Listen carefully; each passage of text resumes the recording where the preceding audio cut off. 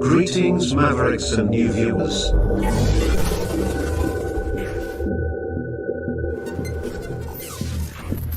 Tonight, direct and live from the Maverick News Network World Studios. This is Maverick News with Rick Walker.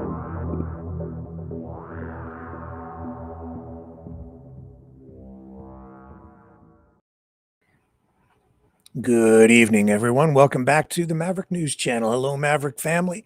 I was going to say, what's going on? But it's my job to tell you what's going on. And there's plenty going on tonight as Mark Carney finds himself under intense pressure as he prepares to meet with Donald Trump tomorrow to talk trade. Yeah, there's a lot at stake.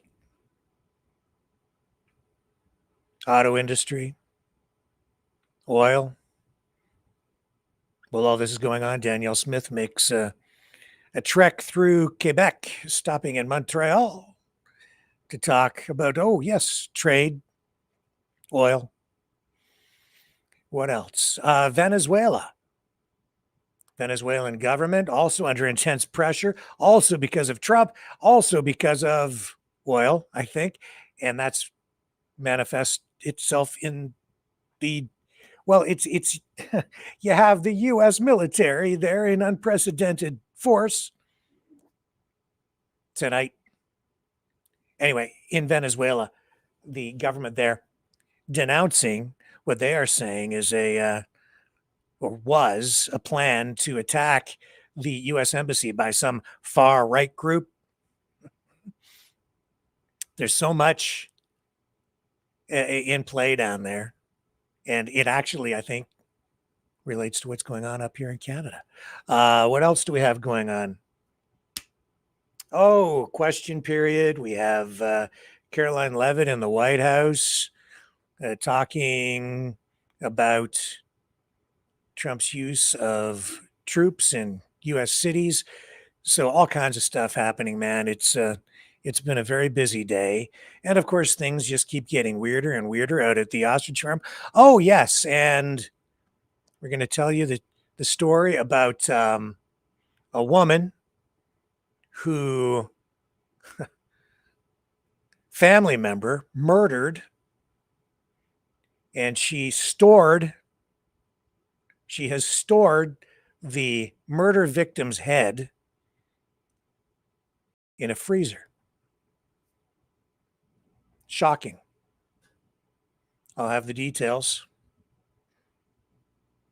after this.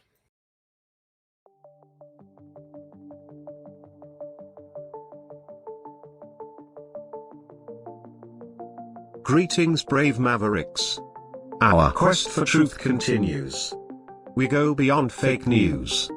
Together we expose propaganda.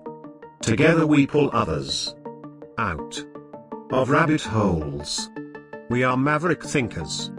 We are all unique individuals, defenders of individual rights and freedoms, credible, trusted, grounded in reality. Maverick News, defending free speech. Donate at freedomreporters.com. Do it now. Tomorrow may be too late. Maverick News. The world is watching.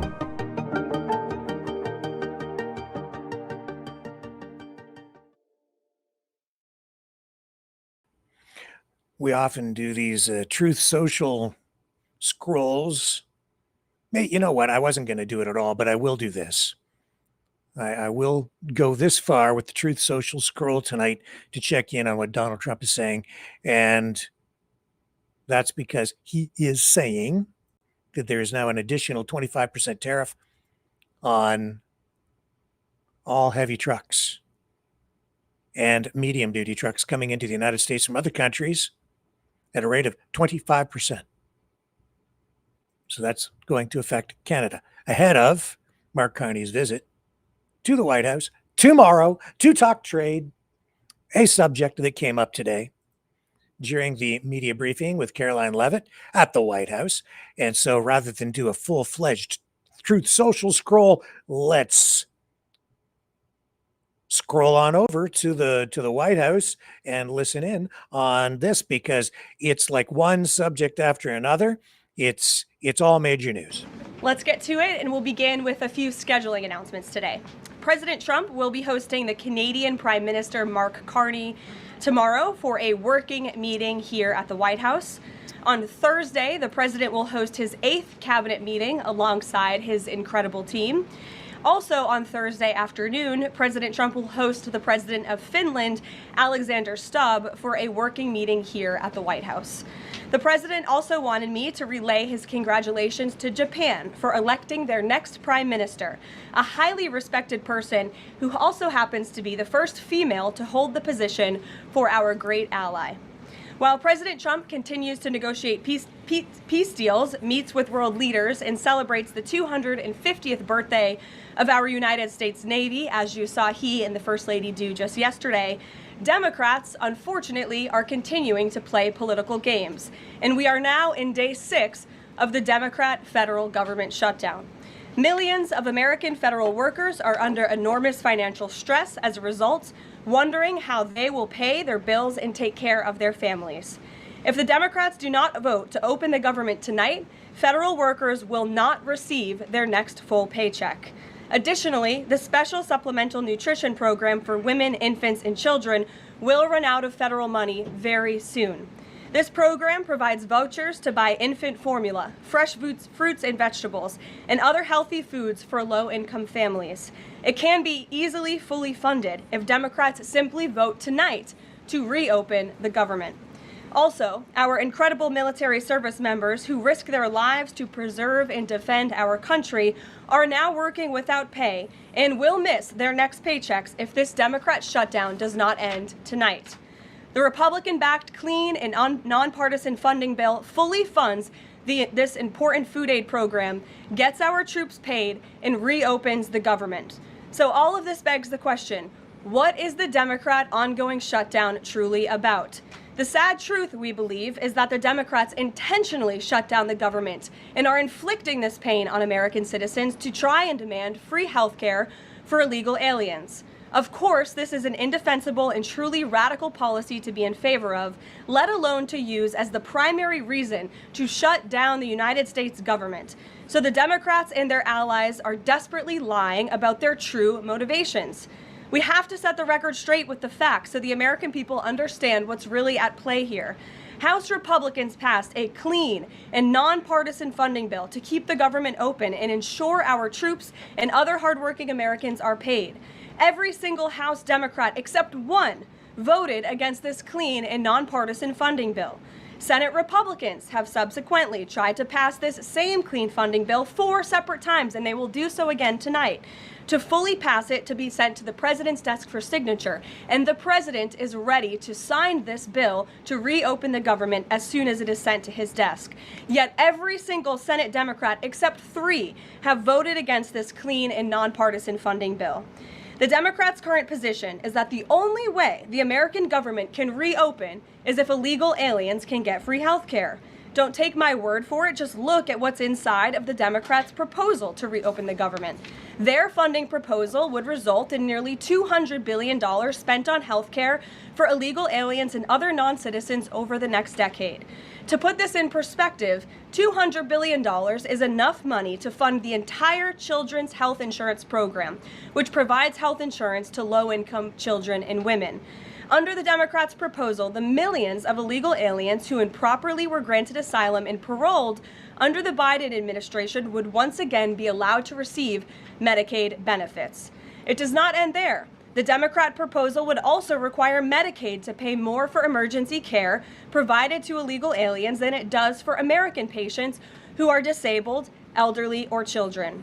When someone shows you who they are, believe them. The Democrat Party has unfortunately closed our government, costing Americans their jobs, threatening our military readiness, harming our economy, and causing chaos, all to help the illegals who broke into our country. Instead of holding illegal aliens accountable and removing them from our country, which is what this administration is trying to do every day, the Democrats want to give them the free benefits paid for by the American taxpayer. Democrats in 2025 are for illegal aliens first and Americans last. This is the reality we are unfortunately facing right now in Washington, D.C.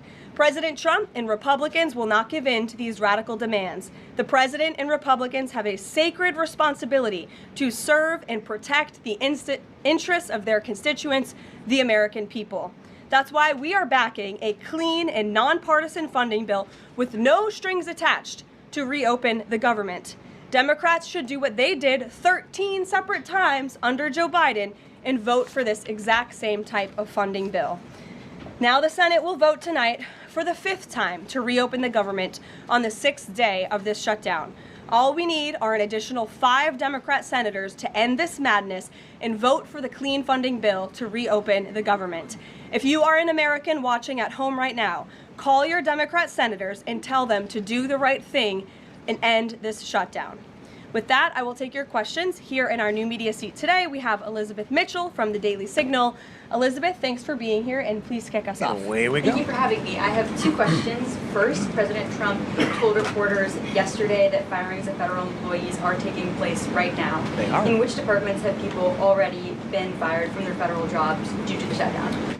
The president was referring to the hundreds of thousands of federal workers who have been furloughed as a result of this federal government shutdown, both here at the White House and across the entire federal government. At agencies across the board, there are federal workers who are staying home. Many of them work in the White House. You know them. Some of them sit just behind me at those desks. They are unable to show up to work right now because the Democrats chose to shut the government down. And so we're already, unfortunately, seeing the consequence of this.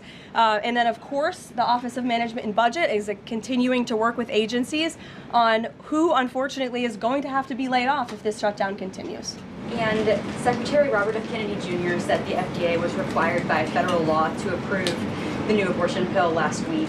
Is the administration considering steps to undo this in light of requests from pro-life Congress members and organizations? I think Secretary Kennedy and the Department of Health and Human Services, as I addressed in the briefing last week, were following the law, and we will continue to do so. As I said last week as well, it's not an endorsement of this drug by any means. It's just a law that they were following. Jennifer. We heard you say that you want people to call their Democratic senators. Is the president calling Democratic senators himself? Can you say what he's doing today to resolve the shutdown? Yep, I was just in the Oval Office. He was on the phone with Speaker Johnson. He's also spoken with the Senate Majority Leader, who are in touch with, of course, moderate Democrats and Democrats across the board, who we understand hopefully want to do the right thing by their constituents to reopen the government. So the president is being kept very well apprised of the ongoing shutdown on Capitol Hill. And of course, his position is very clear. There's nothing to negotiate, just reopen the government, and then we can talk about all the important issues facing our country. So he hasn't called specific members of Congress? Not to my knowledge, no. And then on the Affordable Care Act, is he willing to give more, to share more on what he'd like to negotiate on the Affordable Care Act later? Is he willing to say specifically what he would like and when? But look, the president is definitely committed to fixing and improving our healthcare system. You saw it again last week when he had one of the largest pharmaceutical companies in the world coming into the Oval Office and promising to lower drug prices by 200, 300, 100% in many cases for various types of drugs for American patients. How do you lower the price of something by 200% or 300%? You can't. You could lower it by 100% and then it would be free. But if you lower it by 200 or 300%, I guess you would have to pay somebody to take it. I think she's misspeaking. I just wanted to point that out. That is a huge fix to a broken system that has been ripping off the American people for far too long. So the president's very committed to this. But right now, we need to reopen the federal government, and the president is remaining very firm in that position. Catherine. If the vote fails in the Senate today to reopen the government, would that trigger layoffs? Look, again, we hope that the vote will not fail, because This administration wants to reopen the government. We don't want to see people laid off. But unfortunately, if this shutdown continues, layoffs are going to be an unfortunate consequence of that. Is there a timing for when that would happen? Well, look, we'll see how the vote goes tonight. And can you confirm, is the White House floating a proposal to cap Obamacare subsidies by denying them to new enrollees? I have not seen a proposal like that. Emily. Thanks, Caroline. The president said yesterday he was considering a phase 2 approach to Venezuela. Is the president considering U.S. boots on the ground or any kind of support of overthrowing Maduro? I won't get into any specific proposals that are being considered by the president and his national security team, but I think we've been pretty transparent and clear in the administration's view of the illegitimate Maduro regime, and the president has taken very unprecedented, tough action to end the illegal trafficking of illicit drugs into our country from Maduro's illegitimate regime. And I can say that I have heard, well, I was hearing yesterday, some references to a plan by the U.S. military to begin striking drug cartel members on Venezuelan soil. Now, it has not been widespread. I've heard a couple of online media influencers who focus on military stories, the military files, make reference to this and saying that this is going to happen. I'm chalking it up to a trial balloon. Often before something happens politically, the political forces, the people in power, will float a trial balloon. They'll put some information out to select media types who are friendly, get them to mention it to see what kind of reaction comes from that. I would say even striking these alleged drug boats in international waters and blowing them up, that also has been something of a trial balloon at first, then sending a message to what is going on in Venezuela and to the government of Venezuela and internationally. To send a message. Now a trial balloon to see, well, if we get people talking about this, it normalizes the idea. They're creating a justification for some sort of ground invasion. And I'm not sure where all that goes. If the government of Venezuela pushes back, it could turn into a full-blown, oh my goodness, I don't even know how to describe it, a full-blown invasion of Venezuela. If they allow U.S. forces to come in and do some stuff like kill some people, whom I don't know, but whatever people they designate or deem to be drug dealers and kill some folks or do whatever they're going to do on a limited scale, maybe they might avert a government overthrow. But I think what's really going on is, well, you can read between the lines, can't you? I think I can. I think I see where it's going. All you have to do is even look at what's going on tonight in a very a story that's not really being reported widely, but Venezuela is denouncing tonight. This is really telling. Denouncing an extremist, what they're describing as an extremist plot to attack the shuttered U.S. Embassy complex. Right here, AP, Associated Press, reporting on this. A few other media outlets as well. South China Post was the first I saw. Then it's filtered out into other media. This coming from Venezuela. Venezuela warned today of an alleged plan by extremists to attack the shuttered U.S. Embassy complex in Caracas with explosives, coming as bilateral tensions simmer over Washington's military deployment in the Caribbean. Jorge Rodriguez, head of the National Assembly of Venezuela's delegation for dialogue with the U.S., said in a statement that through 3 different channels, the United States had been warned of a serious threat from right-wing groups posing as followers of Venezuelan President Nicolas Maduro through a, quote, okay, Rodriguez says this, through a false flag operation prepared by extremist sectors of the local right. there are attempts to plant lethal explosives at the U.S. Embassy in Caracas. The U.S. State Department did not immediately respond to a request for comment. The embassy, which is currently closed, maintains a staff responsible for security and maintenance of the premises, despite the rupture of diplomatic relations with Maduro's government in 2019. So what's really going on? If I was a betting guy, I'm not really much of a bettor. I don't gamble. It's too easy to lose. And I do, so I don't.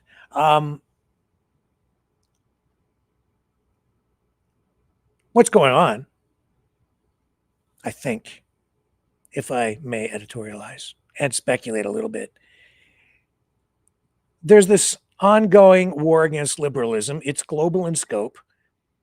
We've talked about the technocrats. We've talked about the rise of communofascism or neo-Eurasianism. We've talked about the philosopher Dugin. We've talked about the movement, which is beginning to align the right politically from Russia with the right here in North America and even in Europe, the rise of the right globally, and what appears to be a prelude to carving the world up into spheres of geopolitical dominance, with the United States dominating the Western Hemisphere. That includes everything from Panama right up to Greenland. We've seen Trump meet with Putin in Alaska. I don't think, honestly, they were talking much about Ukraine, other than Trump I think they were talking about what I'm talking about right now, behind closed doors. And so as a result, after that, you've seen the United States move in and position a massive military force outside on the coast and in Puerto Rico to position themselves for whatever operation they're undertaking against Venezuela right now. Now they start to blow these boats out of the water using overwhelming force, right? These boats, they have no chance. You've got the U.S. Navy there blowing up boats with outboard motors on them, and then showing it to the world on a social media program that is reality TV gone social media. Now you have the Venezuelan government, which has been getting troops in place, worried about a possible U.S. invasion, which seems to be pending or imminent. I'm seeing trial balloons on pro-American military podcasts sort of saying that this is going to happen, maybe even within days. And so now you see the Venezuelan government come out and say, there's a plot from a far right group to blow up the U.S. embassy in some sort of a false flag, and we denounce it. That's because if you have the CIA in Venezuela trying to gin up a pretext for an invasion, well, that would be perfect, wouldn't it? If they're posing, oh my God, and it could be either way, but it could be the government of Venezuela actually blowing up the U.S. embassy, or it could be anti-Maduro political forces posing as pro-Maduro forces backed by the Americans and the CIA, or at least a faction of America, or the American regime, administration, MAGA, whatever you want to call it. And I think I know who I'm talking about. They put these people in place to back these anti-Maduro, you could even call them separatists or anti-government activists, right-wingers, right? Right-wingers. And then they have a plot to attack the U.S. embassy.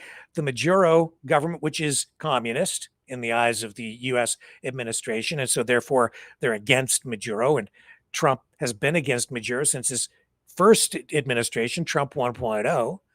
So Maduro comes out and tries to nip it in the bud because he's saying, oh, I know what you guys are doing. You're going to attack the U.S. embassy and then make it look like I did it so that they can then come in and attack us and take me out. Get it?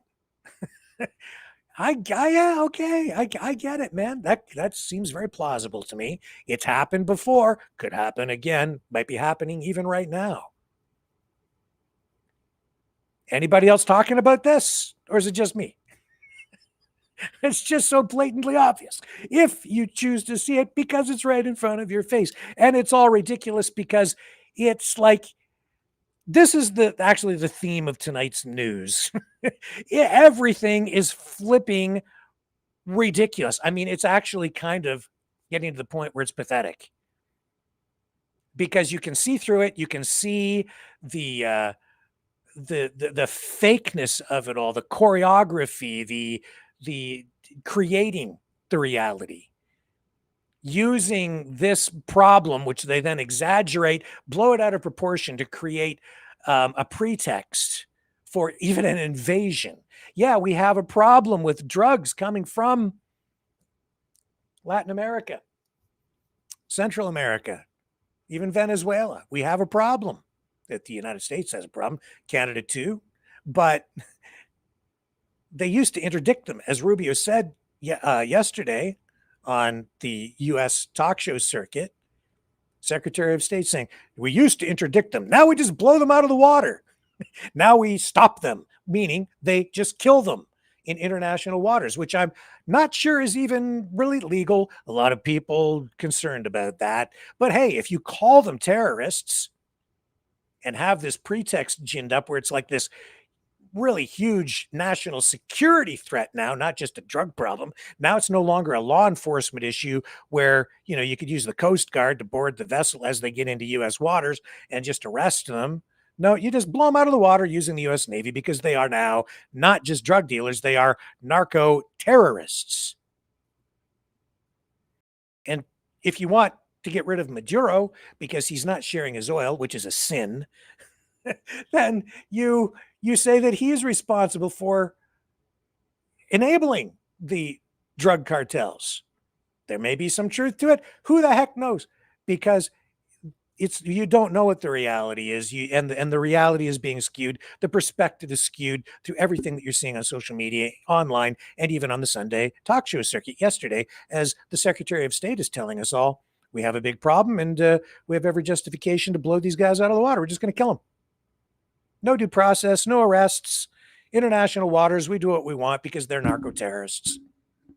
Oh, and by the way, I'm not talking about it, but probably on Thursday we'll start attacking them actually on Venezuelan soil, within Venezuelan territory, violating their sovereignty. We don't care because they're narco terrorists. If they don't cooperate with us, we'll just go on over to the capital and we'll just yank Maduro by the neck and do whatever we decide to do with him because he's a narco terrorist too. That's the way she works right now, boys and girls. Take note as you look back north again here to our own home as well, Canada, where they've been ginning up a pretext for doing whatever the hell they want to do to Canada in the months or maybe years, maybe months ahead. It's a giant fentanyl problem. Canada is a huge source, the conduit for fentanyl into the United States. Huge problem. Where's that coming from? Specific social media influencers. I mean, it's this exact same playbook if you look at it, only it's even worse in Canada because we're not a Central American drug hub. It's just simply not true to that scale at all. In fact, it's the other way around. The drugs are flowing from the U.S. into Canada and then out to other countries through places like Vancouver. The drugs that are coming in, and the studies have shown that, the stats bear that out. The Canadian government has tried to appease Trump by having some drug busts on the border, showcasing that stuff. It's all getting ridiculous because it's just to the point where you don't know what to believe, except that I know that I can't believe it because it's exaggerated and it's being exaggerated. I'm going to show you tonight how exaggerated stuff has become in the news to the point where it's like absurd. Oh, there she is. We've lowered drug prices by 200%, 300%. You can't do that. That's not possible unless you start paying people to consume the drugs. Well, maybe they're going to do that. Maybe they're going to pay people 3 times the value of the drug in order for people to take it. I'll give you $1,000 if you inject this into your veins.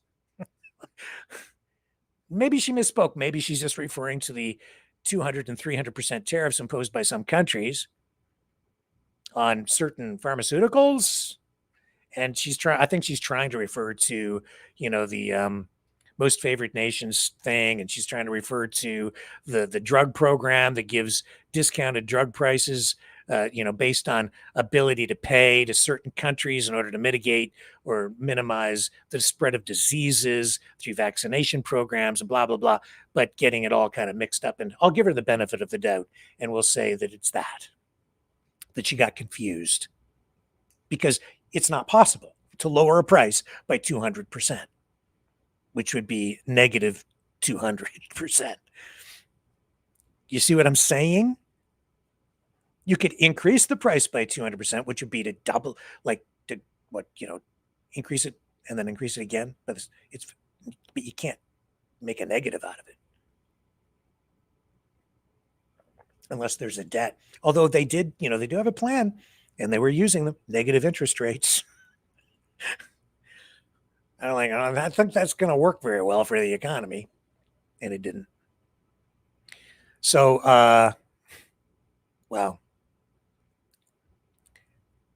Where was I? I can't. Drugs, invasion, 51st state, Canada, trade, Carney getting ready to go to where? Oh, yeah, he's off to the Whitehouse tomorrow. I think it's the Whitehouse where he's meeting with Trump, pretty sure. And what are they going to talk about? Trade. You heard Caroline Levin mention it. And as we're preparing for that, we are also seeing Danielle Smith. She was in Montreal, Canada, Quebec, to talk about exactly that, trade. The Quebec Premier, Alberta's Premier, Danielle Smith, both in lockstep tonight.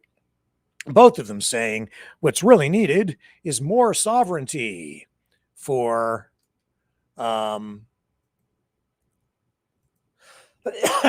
more sovereignty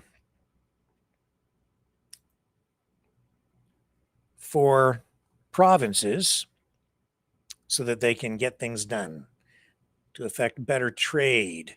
And I am of the mind myself that actually the opposite is actually true if you really want to get pipelines built. But in any event, she was, and my whole screen kind of went weird here. So as I'm trying to navigate here and figure out what to click on next. Here we go. Share here, and let's bring up Danielle Smith from the speech today. She's talking to Montreal's business community. And then after this, she did meet with Mark Carney. And we'll show you that too. Here's Smith and some of her comments today with regard to trade, separatism, oil. And we want to restore investor confidence to get the economy rolling again. Ottawa must have, it absolutely has to repeal or dramatically revise these reckless and harmful laws in order to do it. And I will say that recently I have had some hope that we are seeing a change in direction. Since Mark Carney became Prime Minister, he eliminated the consumer carbon tax. He suspended, for now, the net zero vehicles mandate. And he created the major projects pathway, incidentally, centered out of Calgary, with Don Farrell, who's a very prominent Calgary business figure, at the helm of it, so that we can get major projects approved within 2 years. 4 of the projects on his list are resource development projects, and I'm hopeful that that is a clear sign that he is headed in the right direction. Actually, I'm more than hopeful. With the support of Alberta's energy industry, Alberta's government is taking action to ensure our province leads the world in energy security, supplying the oil and natural gas the world will continue to need for decades to come, and ensuring that all Canadians continue to benefit from the jobs and prosperity created by Alberta's energy. Last week, along with Alberta's Energy Minister, I announced that our government will be a proponent of an oil pipeline to the northwest BC coast. We're committing at this early stage $14 million to the technical design and detailed application settings. And with the support and technical advice of 3 major oil pipeline companies, including South Bow, Enbridge, and Trans Mountain, our government will make a formal application to the Federal Project Office under the Building Canada Act. My hope, or rather my goal, is to get this pipeline project on the list of the federal government's list of nation-building projects, which it will announce next month in time for Grey Cup. In the meantime, I will be meeting with the Prime Minister and Ottawa officials to continue the conversation that we've been having since he got elected. And I'll be reinforcing the fact that Canada must commit to aggressively knocking down barriers and investing in our future if we are going to build a stronger country in the long term. These conversations are crucial to the fate of our nation, and especially at a time of uncertainty in our relationship with the United States, our largest trading partner. We all have to come together to create a Canada that is stronger and more united than ever. That begins by strengthening the ties between our provinces and territories, between Alberta and Quebec, and between West and East, because unity makes strength. L'union fait de force. I look forward to a growing unity between our provinces, along with growing investment and many shared opportunities as we continue to build a partnership that is stronger than ever. Thank you, and I look forward to chatting with Isabelle in our fireside chat. Okay, so I have to say I'm kind of optimistic after hearing that, and she has been talking more like that. As a result, she's under more criticism back in Alberta because she's saying positive things about her relationship and Carney's relationship with the provinces. So, and they don't like that back there, especially the 51st staters and the separatists. They don't like it. But that's a good sign. But she, like the Premier of Quebec is saying, the provinces need more sovereignty, more power, more for them, less for the federal government. But I kind of disagree because you are not getting the pipelines built because every province has its own agenda. And this province stands against that province. This First Nation stands against this project because they want money or they're opposed to it on environmental reasons. And the federal government doesn't have the power, the authority, the sovereignty to just push it through. So if you want the pipelines built, I would say you actually need to give up some power to actually get what you want. But nobody wants to give up power, especially a politician. And so the rhetoric continues to go around and around in circles. Now, that being said, Daniel Smith met with Mark Carney. Here's a very brief clip ahead of his visit tomorrow. After her speech in Montreal, she met with the Prime Minister of Canada, and this is how I speak French, because my actual French sucks. Alors, je voudrais souhaiter la bienvenue au Premier ministre Smith. C'est un grand plaisir de vous accueillir ici. Vous venez de Montréal, and the Premier is coming just from a very successful short trip to Montreal, to Quebec, and a series of important meetings. It's very fortunate we're going to have time to discuss. We have a lot to discuss, part of ongoing discussions, how we are going to build Canada as an energy superpower, how we're building together, a huge range of exciting opportunities there, but also a wider range of issues, learnings from Alberta. We talked last time, for example, on progress that Alberta is making in treating addictions and others, and how we could potentially spread that across the country. So fortunate to have this opportunity, and I look forward to it. Awesome. Well, thanks, Prime Minister. Thanks for taking the time to see me today. I know you've got a very important visit that you're taking to Washington. We wish you all the best down there, of course, because we'd love to see a renegotiate Canada's free trade agreement sooner rather than later. She's freezing the up. Country. That's what I announced last week when we were talking about the Grand Bargain. It's what I was in Montreal talking about as well, is how are we going to get big major projects built? What are some of the compromises that need to be made?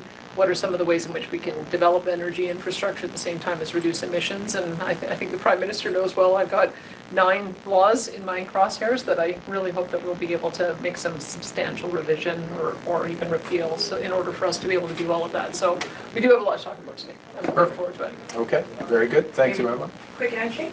Quick handshake, yes. There we go.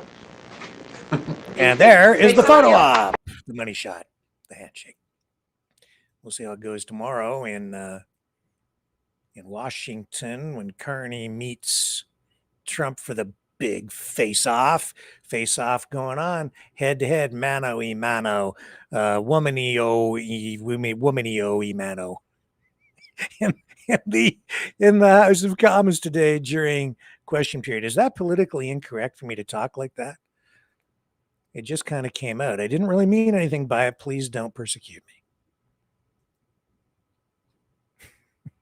Or crucify. Here's the exchange and what was sent, top of mind, trade. The Honourable Leader of the Opposition. Mr. Speaker, the Prime Minister promised he would negotiate a big win in terms of the U.S. and get a deal before July 21st. Tomorrow, he'll be announcing the deal he will get with the U.S. President. The PMO has indicated to the media that there'll be full elimination of tariffs on aluminum and steel. Can he confirm as well that the big win he'll be announcing tomorrow will include the elimination of all tariffs on cars, softwood lumber, and all other Canadian products? The Honourable Minister. Mr. Speaker, the Leader of the Opposition is right. Yesterday, at the invitation of the U.S. President, the Prime Minister will go to Washington to continue important discussions, obviously, on the issue of trade and how to protect jobs and industry in Canada and how to build a North American economy that will benefit both of our countries. We'll also be discussing other international issues. And, Mr. Speaker, I would be surprised if the Leader of the Opposition was not happy with this commitment from our U.S. partner. The Prime Minister promised that he was going to negotiate a win with the President, that he'd have a deal by July 21st. Here we are in October, and tomorrow the Prime Minister is going to the White House to announce this deal. Surely he's not just going for a photo op and to make more excuses. And the Prime Minister's office is already telling the media that there will be the full elimination of tariffs on steel and aluminum. Will he also confirm that this deal that he's announcing tomorrow, this win, will include elimination of tariffs on autos, softwood lumber, Buy America, and all other protectionism against Canada? The Honourable Minister responsible for Canada-U.S. trade. Mr. Speaker, I remember the Leader of the Opposition and some of his colleagues criticizing for the government for not having enough direct face-to-face engagement with the President of the United States. So good news, Mr. Speaker. The President has invited the Prime Minister to a working meeting tomorrow in Washington, followed by a working lunch.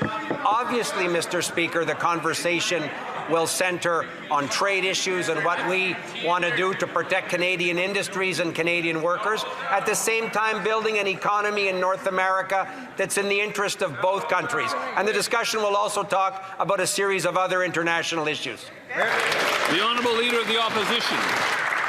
Surely, after promising to negotiate a win, to have a deal by July the 21st, the Prime Minister is not flying all the way to Washington, D.C.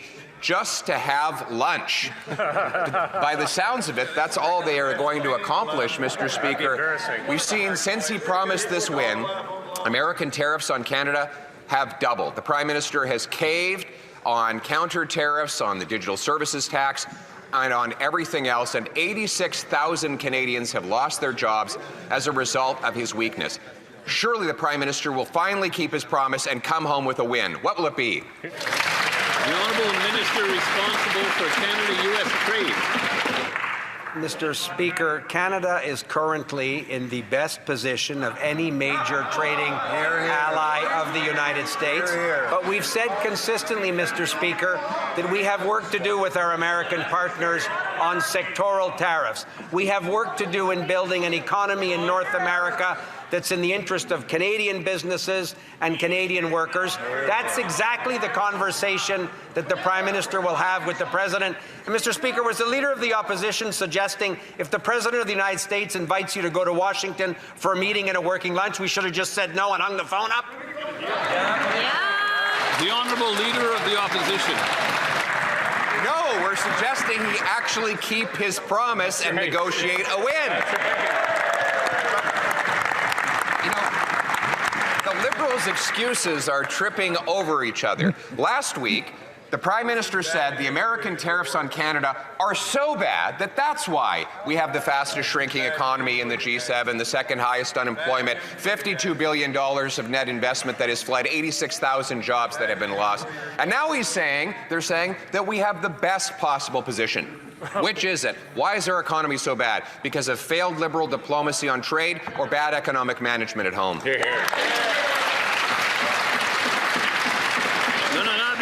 The Honourable Minister of Industry. We never talk down our workers, we never talk down our industries, and we never talk down our economy. Let me talk to you about good news, Mr. Speaker. 500 jobs new at Itachi in Varennes, Quebec. 150 jobs in Alstom, Saint-Bruno, Quebec.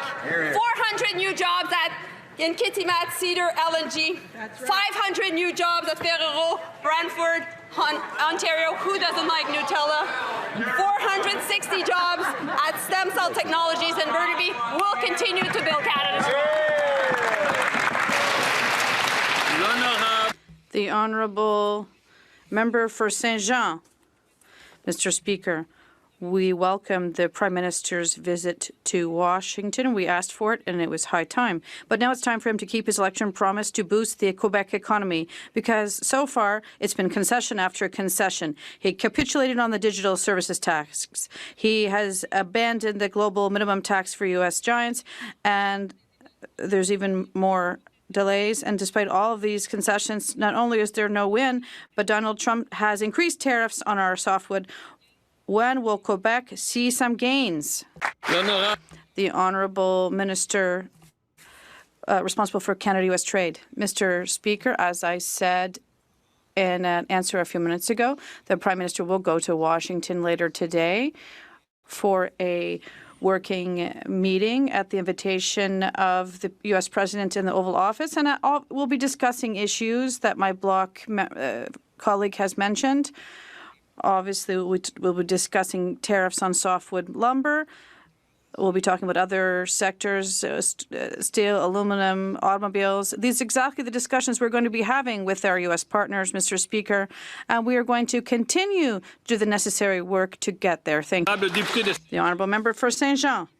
Mr. Speaker, what the PM announced is that he'd be focused on discussions on steel tariffs. Steel is important. Quebec's forests are also important, as is aluminum. But the Prime Minister is not addressing these issues in his discussions, and the federal aid announced in August for the forestry industry is still not available. While he's in Washington, the BM must talk about aluminum and wood. But in the meantime, right here in Ottawa, could he at least release his own financial assistance for Quebec's forestry industry? The Honourable Minister of Industry. Mr. Speaker, we're always going to be here for our various industries in Canada and in Quebec in particular. We'll be here for steel workers, but also for aluminum and also for softwood lumber and the automotive sector. We'll be here for all of our workers. In fact, we have several types of funding that will be available for different sectors, and we're having several discussions with these sectors, and I'd be happy to work with my colleague, who I appreciate greatly to find solutions for softwood lumber. The Honourable Member for Pierre Boucher, Les Patriotes Verchères. Mr. Speaker, there is a public danger on our road. Okay. So trade front and center, big deal for Canada, the future of the country at stake, the economy for sure, as we pivot, try to change our trading relationships, looking more to Europe, maybe less so to the U.S. We'll see what happens tomorrow. But even as all that is going on, Ontario's Premier Doug Ford looking again at the alcohol industry, saying more booze could be taken off the Liquor Control Board of Ontario store shelves if this plan by the company that produces Crown Royal shuts down its bottling facility in Amherstburg, Ontario, in southwestern Ontario. We've seen Ford dump out a bottle of Crown Royal at a news conference about, it has to be about a month ago now, right? Yeah, it was back, well, actually longer than that. But anyway, there was news in August that the Amherstburg bottling plant was going to be shut down. And Ford has continually attacked Diageo, the owner of Crown Royal and many other well-known liquor brands, including Guinness, Baileys, Smirnoff, and Captain Morgan. Today, he says that because the LCBO, the government-controlled Liquor Control Board of Ontario, is actually the world's largest purchaser, according to him, of alcohol products in the world, he will use that leverage to try to put pressure on these liquor companies going forward in order to save Ontario jobs, talking about possibly taking more products off Ontario shelves. In the right mind, any business person with half a brain would go after their largest customer in North America. Diageo, we do over $765 million, more than any jurisdiction anywhere in the US or in Canada. And they want to close down a plant over what, $8 million of wages they think they're going to save? The LCBO is the largest purchaser of alcohol in the entire world. And I'll use that leverage to make sure we send a signal that we're pulling Crown Royal off our shelves as soon as the last person leaves that plant. And they can deal with it. And then we'll look at Smirnoffs next. Because we have great whiskey that other people can produce in Ontario, and they'll enjoy just as much as Crown Royal. That's what happens when you try to undermine the people of Ontario. These large corporations are going to be held accountable. It's as simple as that. I should point out that the plan to shut down that bottling plant actually predates all this tariff talk. It's really more related to logistics within the industry and trying to find more efficiencies through their operations. The company had announced this quite some time ago. So that is not really even directly related to what Trump is doing. Indirectly, it is now. But it's a point worth noting because the whole trade thing, the tariff thing, it's more complex than you might think. Stay with me. We'll continue on the other side of this.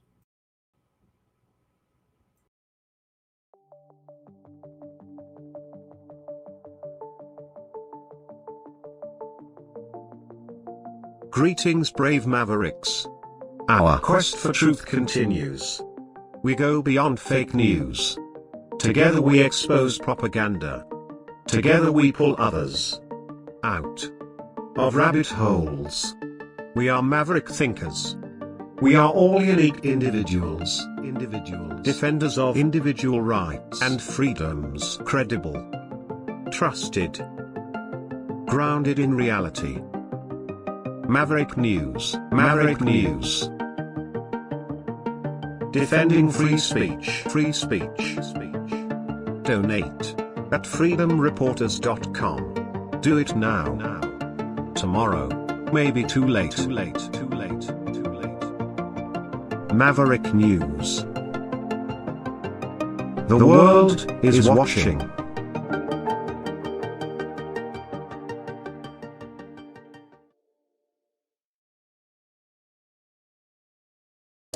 Brightleaf Innovations is excited to offer our newest investment opportunity. The Turn Easy Bed Storage Solution. Turns with a touch, spins all the way around.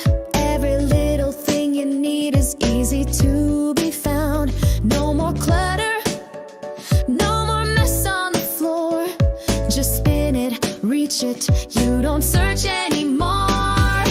Turn Easy Bed, spin your world around.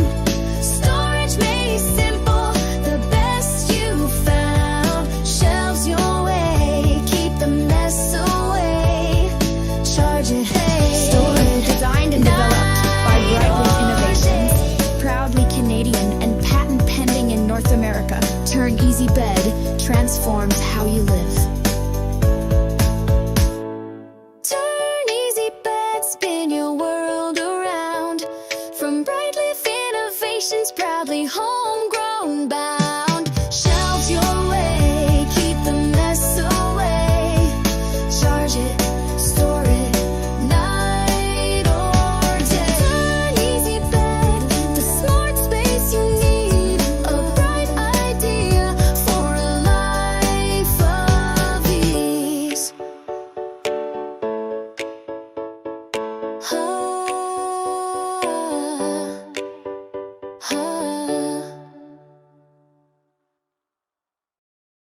To learn more about this innovative new product idea and exciting investment opportunity, call 519-784-0222 or visit brightleafinnovations.com.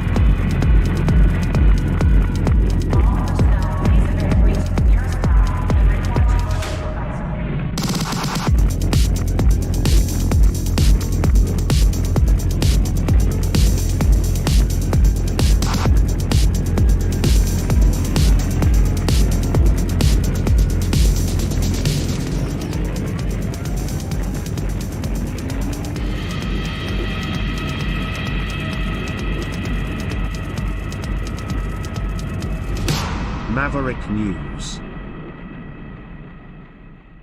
The world is watching. Okay, ladies and gentlemen, I have to put my specs back on. And Astigmatism Man returns. Oh, man. Okay. What other stories do we have for you tonight? So much news out there. So little time. I don't really want to talk about the ostriches. I don't want to. Don't make me do it. I don't want to do it. Don't want to talk about them. Don't worry, the story about the murder and the head in the freezer and all that, that's coming. That's coming too.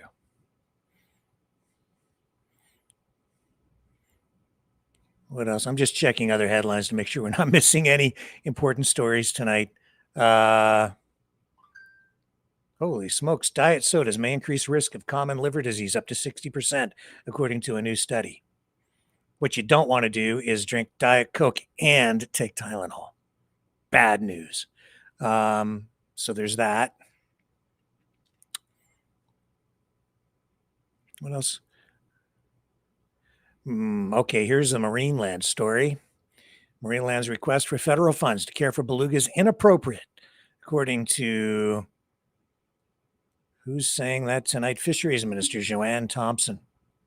Here, let's bring that up and show you. It is kind of inappropriate, but everybody wants to save the whales, right? Or I thought we did. Wasn't that was a big cause, especially, back in the 70s and 80s. Marineland's request for emergency funding from Ottawa in a letter that warned 30 belugas at the park will otherwise be euthanized is inappropriate. Fisheries Minister Joanne Thompson said Monday. The Niagara Falls, Ontario tourist attraction made the request Friday with a deadline of Tuesday after Thompson denied Marineland permits to move Canada's last captive whales to an aquarium in China. Yeah, Marineland, fully indebted, it says, running out of money, can't feed and care for the whales, needs an immediate injection of cash. It has to be extremely expensive to keep 30 whales alive. Wow. So she says the decision that was made last week to not grant the permits to export the belugas to China was based on the 2019 strengthening of the Fisheries Act and Criminal Code, which is intended to not allow for the exploitation of the belugas. Thompson said today in Ottawa. So frankly, for Marineland to immediately respond with a request for federal funding is inappropriate. And asked if the federal government would honor that request, Thompson said, it's not the point.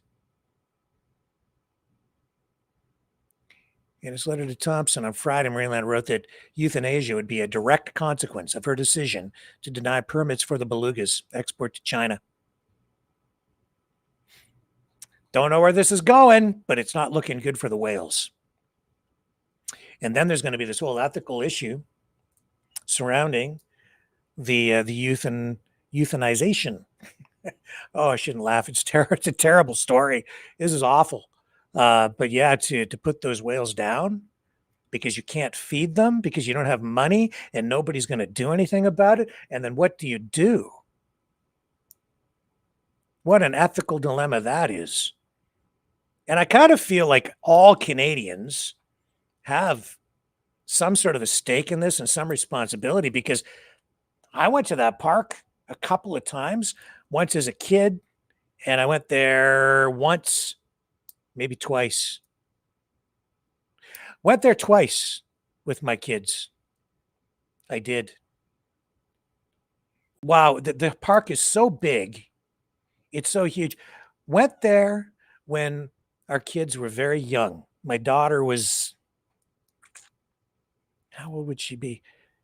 Maybe 6, maybe 7. So that made my son about 3, 4, 5. Yeah. And then I'd been there before when I was a kid, and I remembered that the park is, if you've ever been to Marineland in Niagara Falls, the place laid out, it's a huge piece of property. And they had, what they would do is they didn't have very few trees, and long walkways from one attraction to another. And it would take like forever to walk from one to the other. And so in the summer, as you're there, you're walking in the blazing sun on black asphalt walkways, which is attracting the heat, and you're getting baked. And then they would have these strategic carts set up with beverages, water and soda. And every once in a while, you'd come across one of these things. And of course, they would charge about $1,000 for a bottle of Coke or a bottle of water. You'd be like, I'm dehydrated, I'm dying. And then you'd get up to the cart and they'd charge you $1,000 for a drink so that you don't die in the Marineland desert, because it's not about water there. It's about baking you in the sun. So I had a plan. I'm always thinking outside the box because I'm a maverick. So I said to my wife before we went to take the kids, I said, what we're going to do is we're going to take strollers and rollerblades. And so we did. So we were rollerblading down the sidewalks, down the paths, so we could get from one thing to the next. And then we take the rollerblades off, put our sneakers on, and then we would do the attraction. It was like go see the deer at the petting zoo, or go on this ride, get all shaken up and puke. I hate rides. I hate amusement park rides. I don't like getting shaken and stirred at the same time, because it makes me nauseous. And then the rest of the day is just no fun. And it's even worse if you've been baked in the sun. So it was a great solution.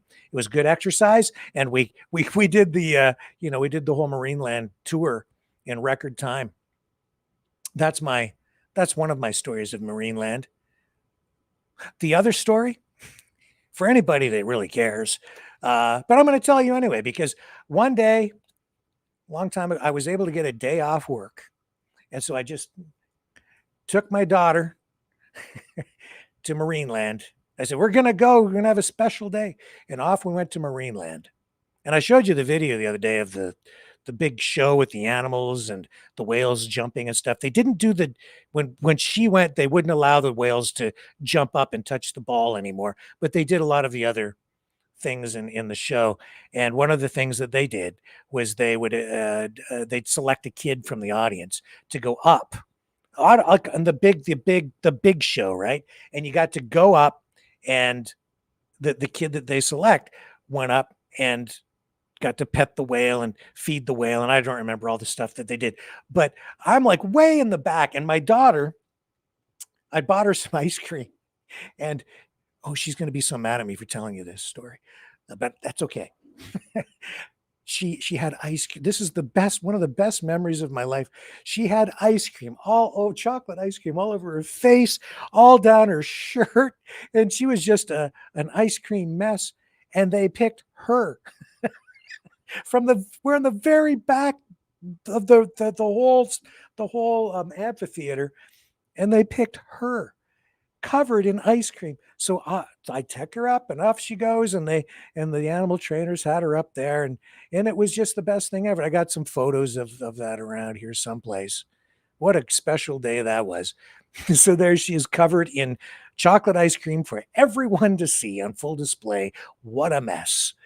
But what a great memory. And then she got to feed the dolphins and pet the dolphins and be part of the show for, a few minutes.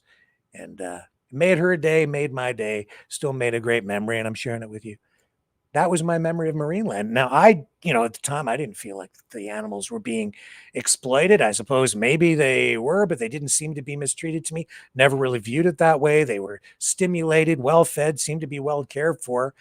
Place very controversial. I never really, I was never clued into all the politics and the controversy surrounding the owner of the place and all of that over all those years. But here I am talking about it now, and I feel somewhat responsible as a patron of the place a couple of times, who went there to partake in the entertainment of the animals. And now these poor whales that were there when I took my daughter many years ago. I don't know if it's the same whales alive today or not, but 30 of them still there. And I feel somewhat responsible simply because I patronized the place. And thousands, maybe millions of Canadians went through there. In addition to that, the television station that I work for ran Marineland commercials every season, every year. Yeah, happiness is Marineland. And so part of my paycheck came from that place. Not that I sold the ads or anything, but there it was. So now the federal government being asked to step up, as the government always is, to bail us out and solve a problem that the government itself, I don't know, is the government responsible for that? Are we as taxpayers responsible? These are ethical questions. And now these whales, may die and be euthanized. And is that illegal? As we've seen from this ostrich farm story, where they're saying it's illegal to cull healthy animals.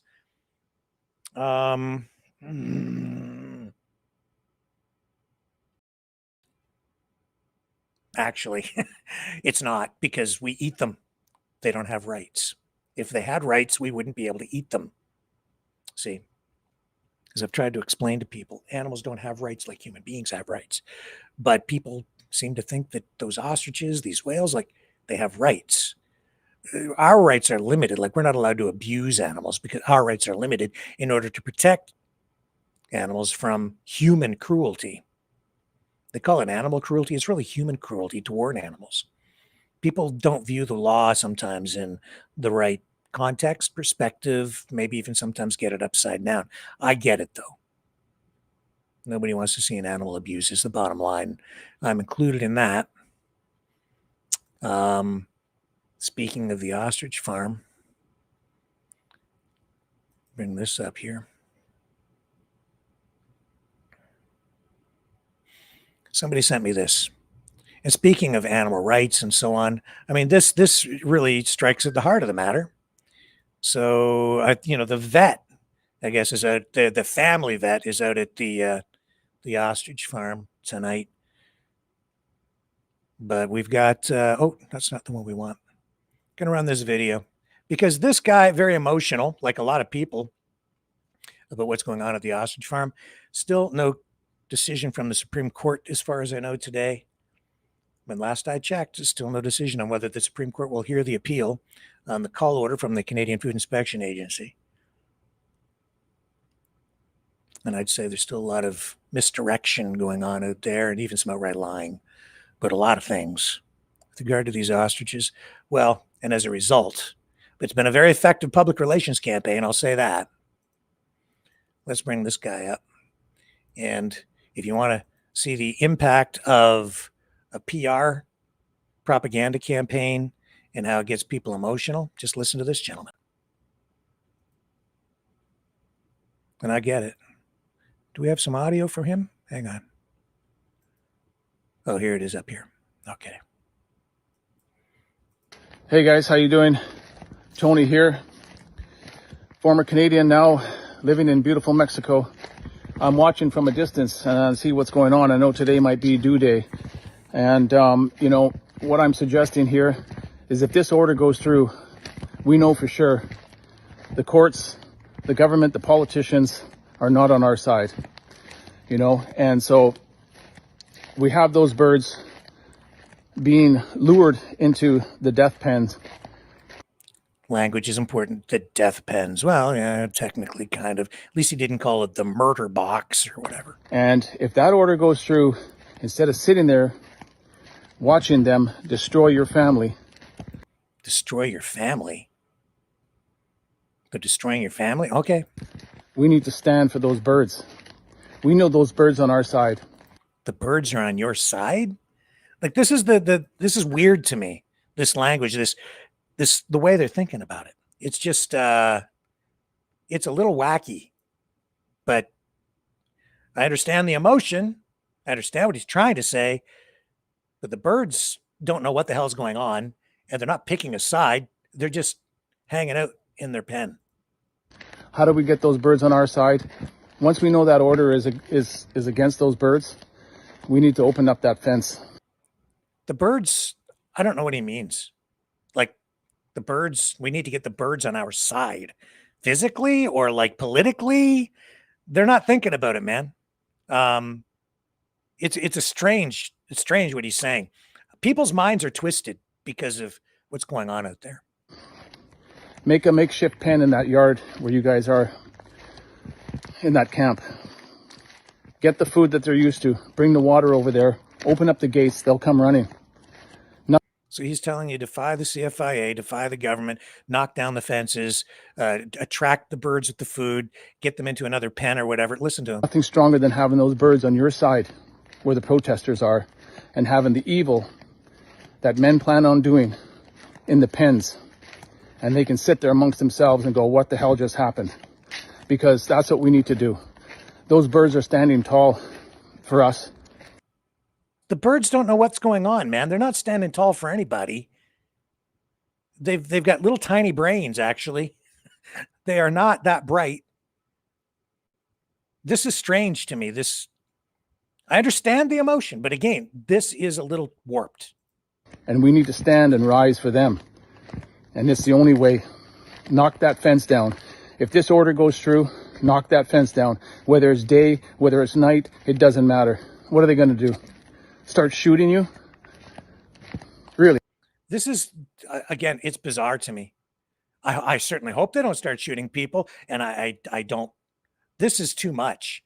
Honestly, this whole thing has become pathetic. This whole thing out of that stupid farm, all the way around, is ridiculous. Absolutely ridiculous. It's pathetic. The way that all of this has been ginned up, the way people are being manipulated, all the way around. What are they going to do? That's the thing. You know, we need to stand. We need to rise. We can't go, oh, well, we did whatever we could. They're going to kill the birds and drive away. No, it's better those birds are running free, at least. You know, they'll always know where home is. They'll always come back. What? So break the birds out, let them run free. At least they'll have, no, they won't have a chance. They will die. Again, not thinking things through. This is entirely emotional. This whole thing with this gentleman. This is not rational thought. In fact, letting the birds go free is in itself an act of cruelty because they won't be able to fend for themselves. Ostriches are not native to Canada. I don't know what they would eat. Death would be almost certain for all of them if you just let them go. They'd be open to being preyed upon by wolves and bears and any number of other creatures, or most likely starvation. And if not that, they'd freeze to death in the winter. Let them run free. Like, what are people aren't thinking? They're not thinking straight at all. Break the fences down so they can run free. This is entirely emotion. Nothing rational here whatsoever. Seems like a very nice gentleman. This is not straight thought. Open the gates. Open those gates. that's like just saying, okay, death row, we're just going to kill you, and that's the end of it, But these birds are innocent until proven guilty. Dude, they're ostriches. They're livestock. They don't have the same rights as people. They're not innocent until proven guilty. It is not like a court case for the ostriches. It doesn't work like that. That's not the right context in which to frame a rational argument or come to any kind of rational conclusion on the issue. That's not proper. This is stupid. And they haven't been proven guilty. So they're not charged with a crime. And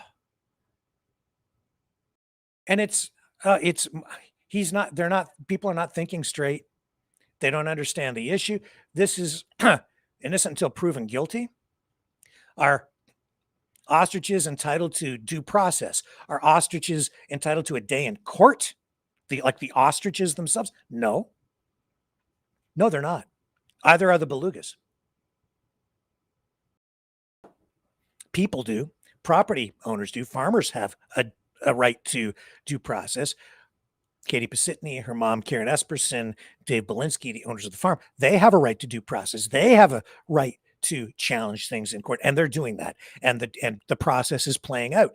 We will see what the Supreme Court says in the days ahead. But the ostriches themselves, they don't have any actual rights. People don't understand the legal principle in play here. We need to do what's right and give them a chance, right? Give us a chance to prove, because obviously the CFIA does not want to prove this, for the big pharma system. So this is not about that at all, dude. It's about trade, tariffs. It's about, oh my God. And you can argue, how valid the coal policies are, but what's going on out there right now, that's not what's really happening. This is just strictly an emotional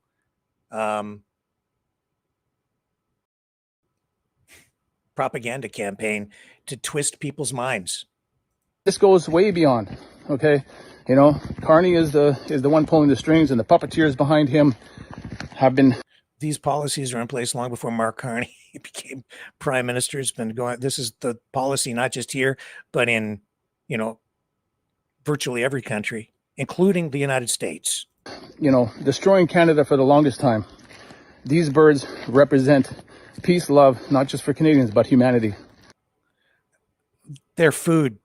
They were food for 25 years, even though they're telling people now these birds were not, this was not like they weren't being bred for this. They were.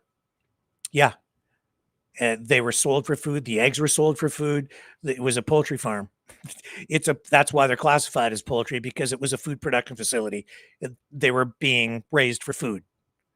And then they used them for research. And even after that, there's evidence to show that they were still selling them privately through their own store as food, even as they were experimenting on them. On Facebook, you can see that. Ads, we showed you. So yeah, food, dude, food. Open those gates. If this color goes through, that's the last plea that I have, to save these birds and save humanity and keep all of that science, all of that goodness. Mosquitoes are getting me here. What science? Like, again, conflating the COVID science or the bird flu science, because they didn't do any bird flu studies at the farm. In fact, the fact is they didn't even really do studies there. They were injecting the COVID antigens and then sending the eggs away to other facilities where the research was actually done. But I digress. Like, this is just not rational thought. That those eggs hold. We destroyed those ostriches of 20, 35 years in the making of this science. We're not going to get that back overnight.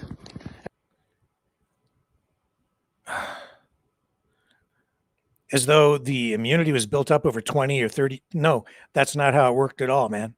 They're making this claim that they have herd immunity. No proof. That's why they've lost in court, because they couldn't prove any of that, any of these claims in court with any kind of documented scientific studies at all, or any kind of scientific documentation, period, to make the claim to support their claim. They lost twice. And Big Pharma. And it's not over 20, 35 years. It's because they were infected back in December with bird flu, H5N1. And 69 of the birds died, blah, blah, blah. And this is, people are just buying the narrative hook, line, and sinker. The Liberal government, they know that. That's all that this is about. Set them free. Big Pharma. Yeah, that's the go-to scapegoat. Sorry, not buying it. Anyway, I'm tired of the stupid ostrich story. Let's pivot over. Hang on here.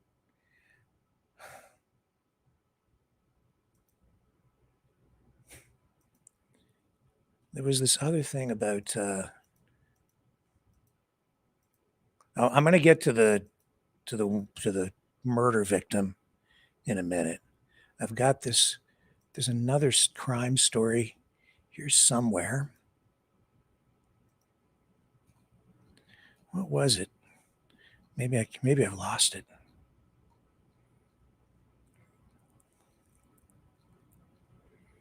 Let me take a little break and come back. Stay tuned, because this other story about the murder victim and the woman, like, it's horrific. Hang on. Okay, we'll be right back.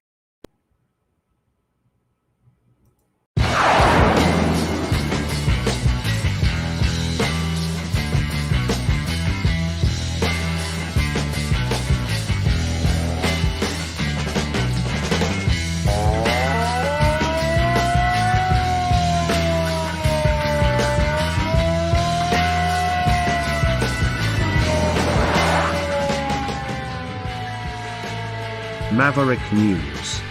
Fighting for freedom.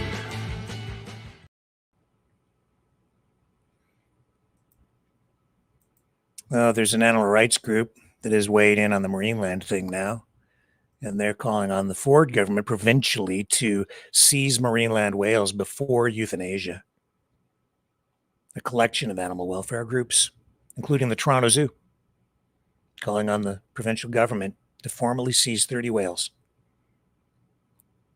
In a letter to Premier Doug Ford, this is coming from Global News tonight, a dozen Canadian and international animal welfare advocacy groups are calling on the Ontario government to immediately step in and save the animals from the risk of unnecessary mass euthanasia. The Provincial Animal Welfare Services Pause Act gives Ontario the authority to act now to support the animals, provide immediate care, and recover costs. The government of Ontario must exercise these powers urgently, followed by the formal seizure of the animals in question. The group includes Toronto Zoo, Wild Animal Protection, Zoo Check Canada, British Columbia Society for the Prevention of Cruelty to Animals, and UK-based Whale and Dolphin Conservation.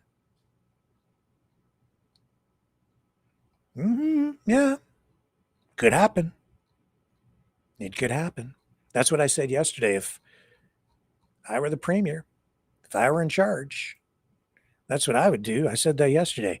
Go in, exert your authority, seize the whales, take care of them, and then whatever it takes, costs, you use your authority under the law to then recover costs, likely through the recovery of costs when the property is sold, and then you put a lien against the property and you recoup whatever it costs you to take care of the whales right now. I don't know what the financial situation of the amusement park is exactly, but there has to be some value in that property because it is massive, huge, and they're trying to sell it. It's got to be worth something to somebody. Even if it's not an amusement park, you could build houses on it. We need more houses. It's in Niagara Falls. Somebody should want that place because it's one of, right next to one of the wonders of the world, huge tourist town. Something's got to give there. So cross your fingers. I think that's really, honestly, it's a pretty good cause. Save the whales. I hope something good comes of it. Truly do. Okay. So now we've got this story about, I can tell you the story about this woman, Canadian, RCMP called to their home, relatives. There were multiple deaths. And when police arrived, they, of these family members, when police arrived, the scene was horrific. So they found bodies on the premises, loosely concealed. In fact, in one case, they found one of the bodies on a driveway and another one somewhere in the yard covered in a tarp. They also found another body in a field, but this one goes back some time. Some of these bodies had been eaten by animals as they were decomposing. It was a terrible sight. Now, the one body, the two bodies that were being eaten, that was like sometime in the past. One of the other ones, more recent, the woman, this is unbelievable. When I think about it, just the thought that someone would do this to a family member just blows my mind. But she actually chopped off the head of this family member and put it in a freezer.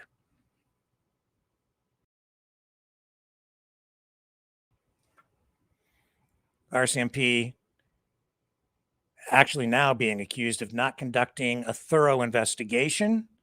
It's turned into a massive scandal, a huge issue.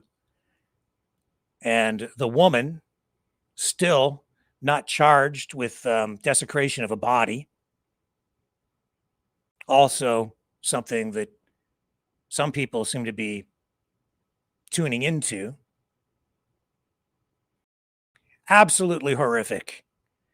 Not only that, she talks about it publicly in an interview, if you can believe it. Just like that guy, kind of like the guy that we told you about a few nights ago in that interview down in the US, who went on that talk show to admit that he had committed a murder. This too, this. Now, I don't know if the woman is responsible for killing these family members or what the deal is exactly, or who's guilty, or how these, at least two of them, we seem to have an explanation for in terms of death. The third one with the head cut off, that one's a bit of a mystery as to exactly how that family member died. But the proof or the evidence is in the freezer because the woman put the head in a freezer and froze it. It's true. Not making it up. Here I actually have the interview where she comes out and talks about it. Let me show you. This is just horrific.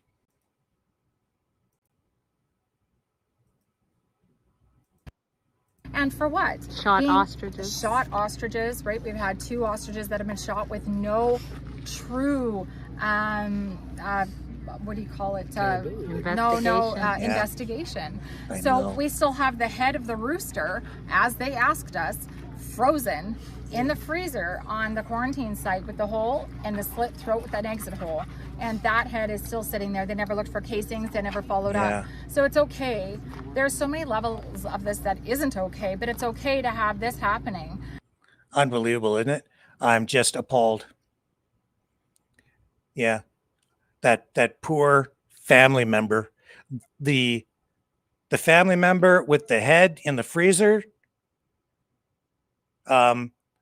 it had a name. One of them was named Sarah. There were 2 of them actually. One was named Sarah, but the one head, she's got it in the freezer. So, and these birds, they are family, as you know. And I can't imagine what, blows my mind that someone would chop off the head of a family member, deceased, desecrating the body that way, and then stick it in a freezer.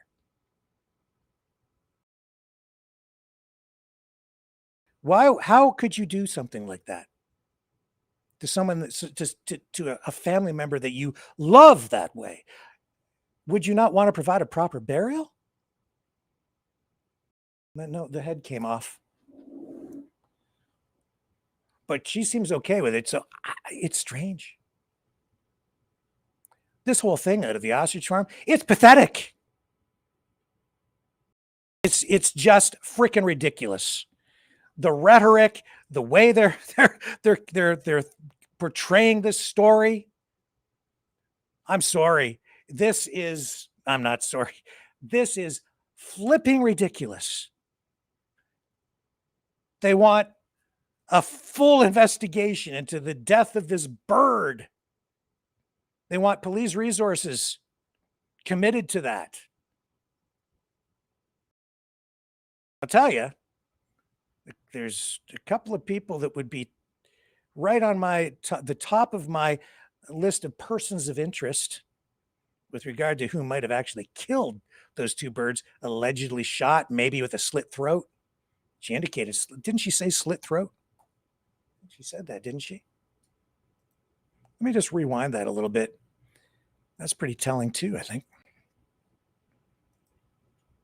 That head is still sitting there. They never looked for casings. They never followed up. So it's okay.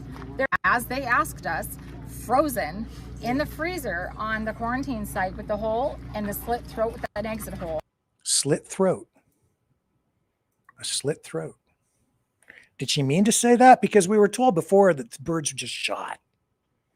And then when we were looking at images of the bird, looked to me like the throat had been slit, maybe in a fashion similar to slaughtering a bird using halal method.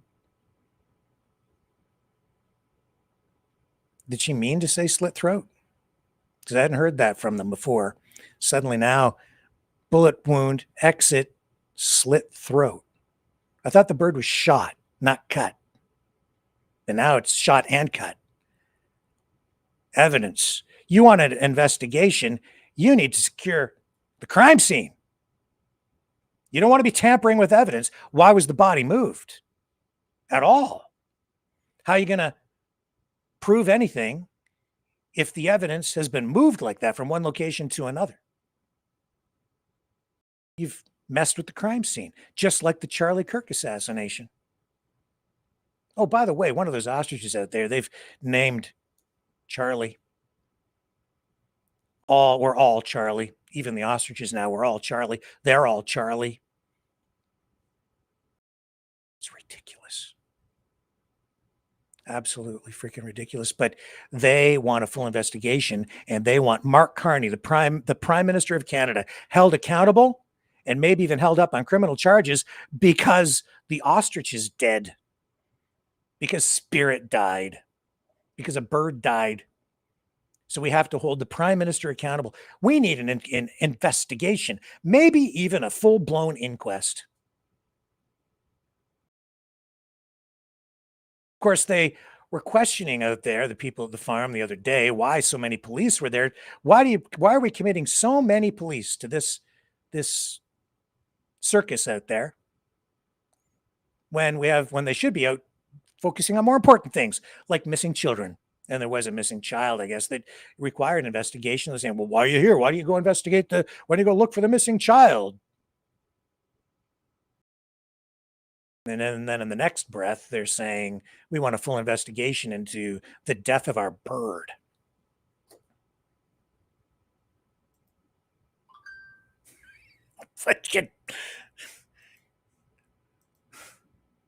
Can't make this stuff up. This is important. Very important.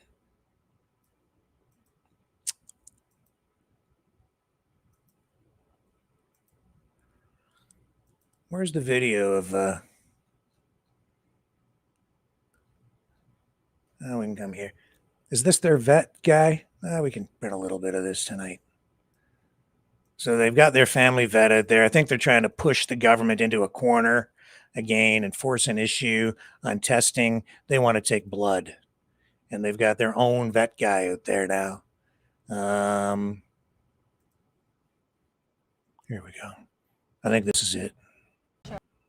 Coming out today. Thank you, Camille. Let's put some of these questions to rest. Officer from Global News, before you go in there, are you going to be putting on PPE or some type of protective gear, or how is this going to work? What are we going to see? He's going in there, not me. I'm not a vet. Apparently, yes, I believe so. Allowed to do, permitted to do today? Well, basically what Karen and Dave asked are denied, so I can check only Betsy, the one sick bird. No samples taken, no walking in the general public of the ostriches. That's all I know. What was denied?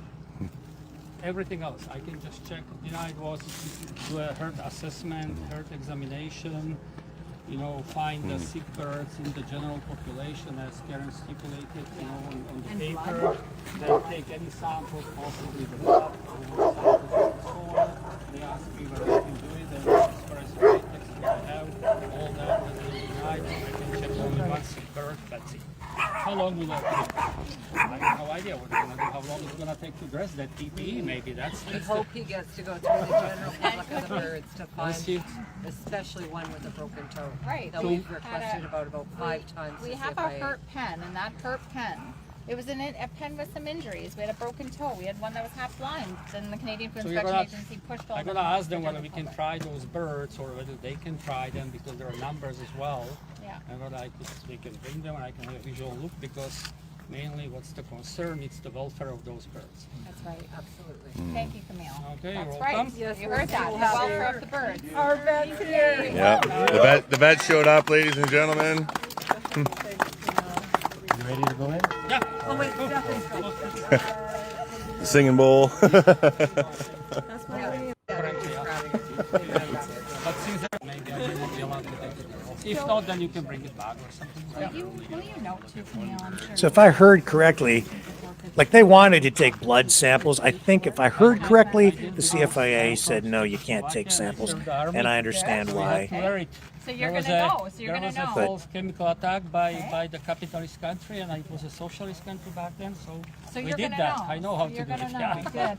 So would you say in multiple videos they're wearing an outside hat with their PPE sticking out? No, that's where that hat's still out once they strip their PPE. Is that normal? I don't know that. Maybe it has changed since, right? Yeah. We had the gas masks. The full masks. Because they had masks when they first came. Remember that one? It's been a while. Yeah, they don't have those anymore. They actually camped in the hottest part of the zone of the quarantine. Yeah. Anyways, we'll get to that. What can you tell by looking at birds by a visual exam? Are you allowed, do you think, to touch them? Well, ostriches usually, when I used to come here in the past, the sick birds, I come here like twice a year, so I would, usually he would need to assist me to, cover the head of the bird, classify them, and you need a help with grabbing that bird, because you get sick all the time. Yeah. But you are familiar with these birds, you've been here before. I've been here many times, yeah. Here's the stuff. Okay, I'll just grab that. Okay. And would you mind requesting again in there your concern to be great for the blood? Say, yeah, perfect. I mean, the worst they're going to do is denying us, but I think that's really important for all Canadians. They want the blood because they want to do some sort of test. But as I stated earlier, Okay, ready to go? All right. Okay, thank you. Oh, it's a good day at the farm. evidence should never be tampered with. And we have nearly 100 birds missing. Your tax dollars, don't forget the numbers that. don't add up. A lot of things don't add up out there. Can you imagine when they finally turn on us for real?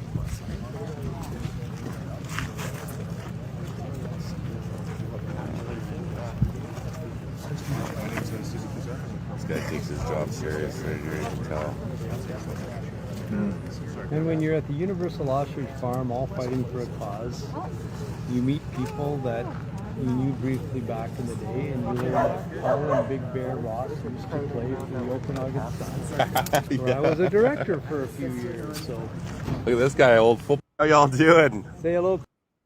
Let's Fast forward a little bit. Maybe we've got something.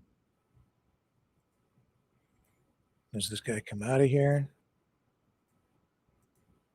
No, I don't think we've got the end of it. Yeah. Let me take a little break. We'll come back on the other side, and I'll see if I can get any more information between now and when I return after this.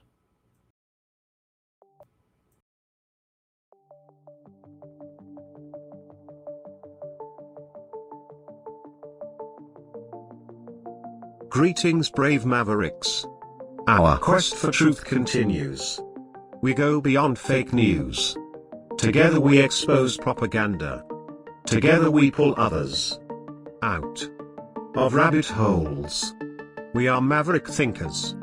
We are all unique individuals, defenders of individual rights and freedoms, credible, trusted, grounded in reality. Maverick News, Maverick News. Defending free speech, Donate at freedomreporters.com. Do it now. Tomorrow may be too late. Maverick News. The world is watching.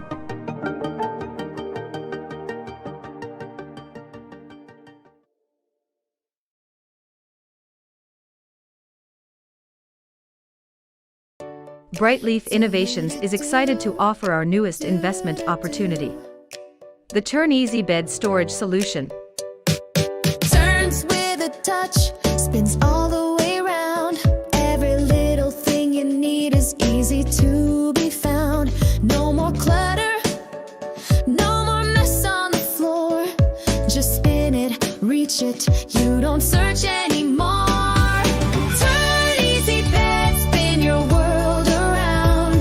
Storage made simple, the best you found. Shelves your way, keep the mess away. Charge it, store it. Designed and developed by Brightleaf Innovations, proudly Canadian and patent pending in North America. Turn Easy Bed transforms how you live.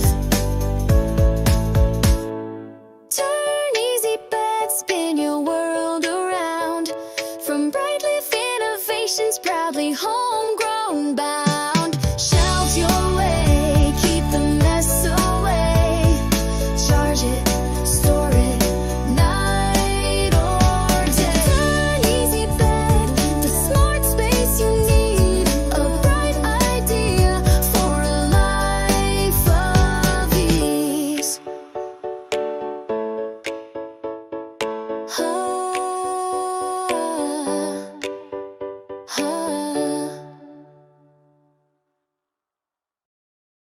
To learn more about this innovative new product idea and exciting investment opportunity, call 519-784-0222 or visit brightleafinnovations.com.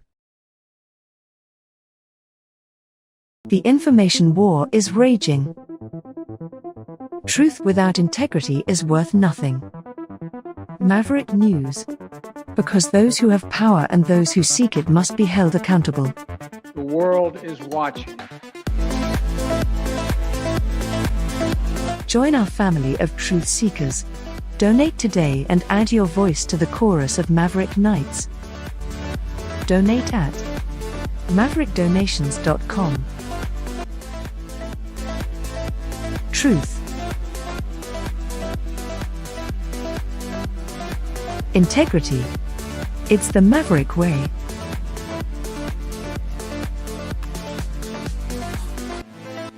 Maverick News. The world is watching.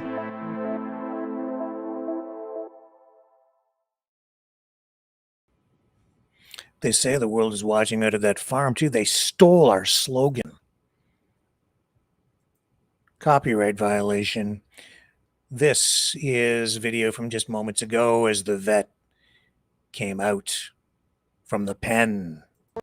Were we able to take blood today?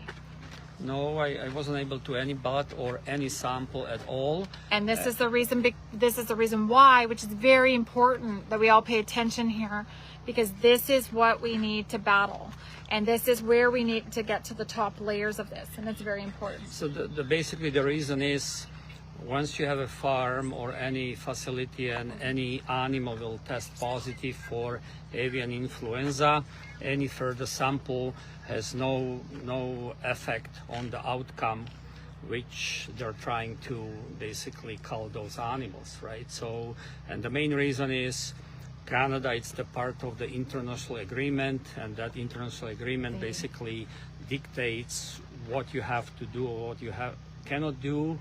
And simply at the end of the day, it's just about the dollars, because if the birds stay alive, you know, Canada is put on the bad spot, and you cannot export the meat or animal products or the bird products. And it doesn't matter whether it can be same with the tuberculosis and, you know, mad cow disease and any other diseases, and we've seen these in the past. So again, we're going back to how important this is that we reform this whole thing. We start to talk across the international levels and say, how do we protect our industry without executing everything based off having a more test monitor approach? Can we have more time frame and a different outbreak response? So on an international level, it just doesn't matter. And once one is sick, everything must die, and that's what we're trying to change at Universal Ostrich Farms, and that's what's been reiterated to you, is that these men out there and women at Canadian Food Inspection Agency, for the most part, I mean, not one of them really want to be there, and they don't really understand, and they don't have the ability to make change. But that's what we're fighting for here, is to make that change, because these animals don't deserve to die just because they were associated with a possible illness that except they maybe could have kept the ostriches alive. They could have potentially appealed to the CFIA and the federal government to have those ostriches spared and get an exemption. I don't know if I've still got it here or not, but that's because there are provisions possibly to exempt animals if you can quarantine them. And I had the documents here a short time ago, but maybe I've lost them. But that when they were ordered to quarantine the birds, which they didn't do, they just ignored all the orders. That's why they were fined additional fines. So they don't really have a leg to stand on, if you'll excuse the pun, given that some of these birds have suffered leg injuries. So by defying the government, they've really undermined their own appeals for exemptions. And they're going back to court, and it just keeps going around in circles. The vet there, kind of an unusual vet. I guess he's not unexpected. Shouldn't be surprised, but I guess he gets involved with some alternative types of treatments for animals too, including chiropractic for pets. And these are not pets. And it was a meat farm. It was a poultry operation, is a poultry operation, regardless of what they're trying to tell you. It's just here, actually, right there. This is the vet. He seems like a pretty, he kind of nailed the international agreement part. Pacific Coast Veterinary Hospital, Prince Rupert. Moved to BC in 92. He owned and operated 2 veterinary hospitals. 8 years ago, he decided to spend more time with family and began working as a locum veterinarian. Over the years, he transformed his approach to healing animals from the traditional medical model to an integrative approach. Dr. Svankara uses conventional therapy with alternative medicine to transition sick animals to a natural state of good health, including chiropractic care to enhance healing. Well, that's novel. That's different.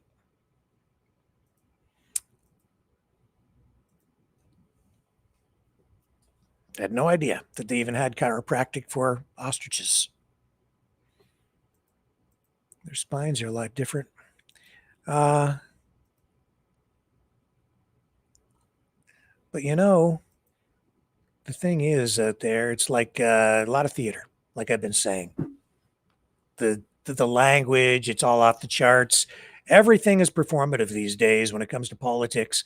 And so too is the case in the US, where we continue to see clashes in the streets, ramped up rhetoric, ramped up emotions in places like Portland, where influencer Nick Sorter was arrested just over the weekend.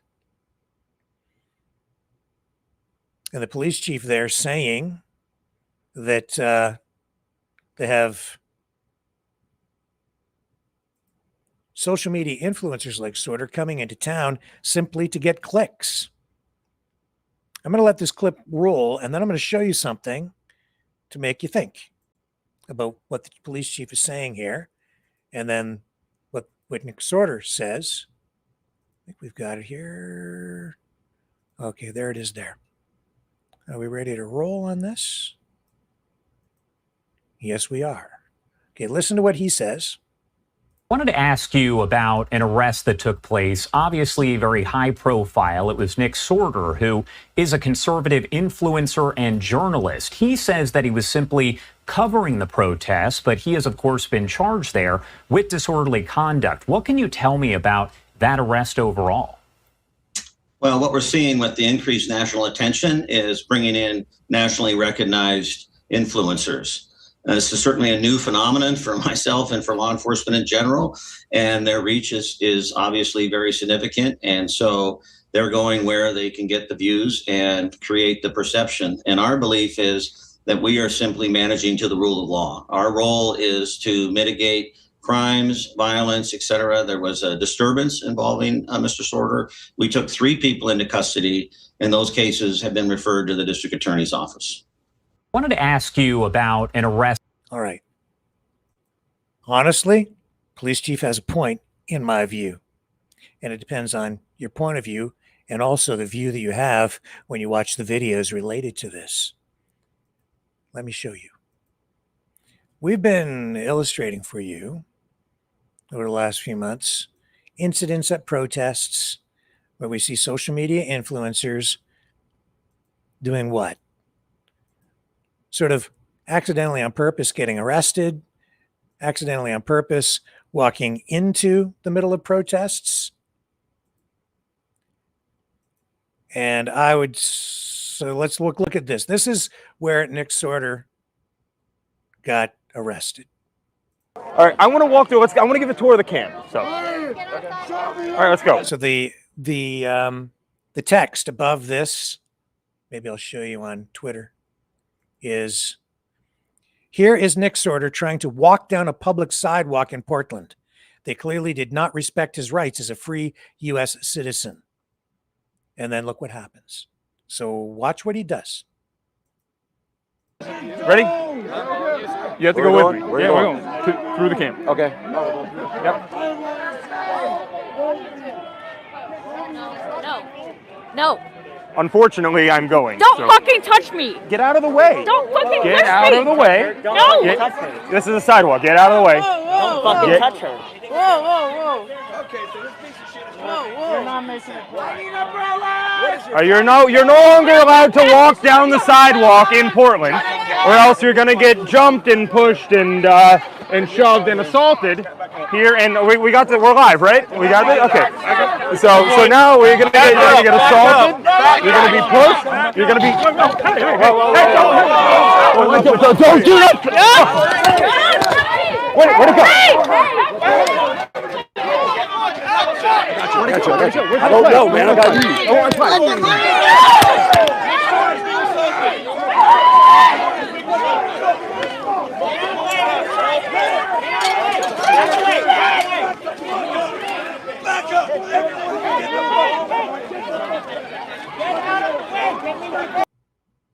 All right. So what did we see happen there? A bunch of things. It was a show for sure. Did he have the right to walk down the sidewalk? Kind of. Public sidewalk. Did they have the right to have like a portable gazebo tent thing set up on the sidewalk like that? Probably not. You need a permit to do that. You need to get a permit to shut down the street. You need a permit to put up a gazebo or put up a thing on the sidewalk. So they're not right. So then he sort of forces the issue and walks into the middle of what is essentially a protest. But if you're setting up the gazebo as part of a protest, is that part of your free expression? Does that give you the right to then obstruct traffic on a public sidewalk where you're saying, I'm basically taking over the sidewalk with my tent? See, this is where it gets complicated. Well, it's my free speech. It's my free expression. I get to stand here. Well, no, you need a permit. No, I don't, because it's a protest. Well, it's a parade. It's a demonstration.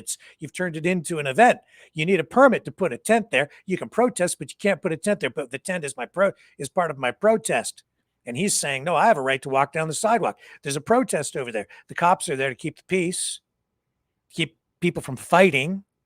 He pushes the issue, and instead of covering the event, he becomes part of the event, part of the protest. He then expresses his right to free speech, or free expression, and tries to,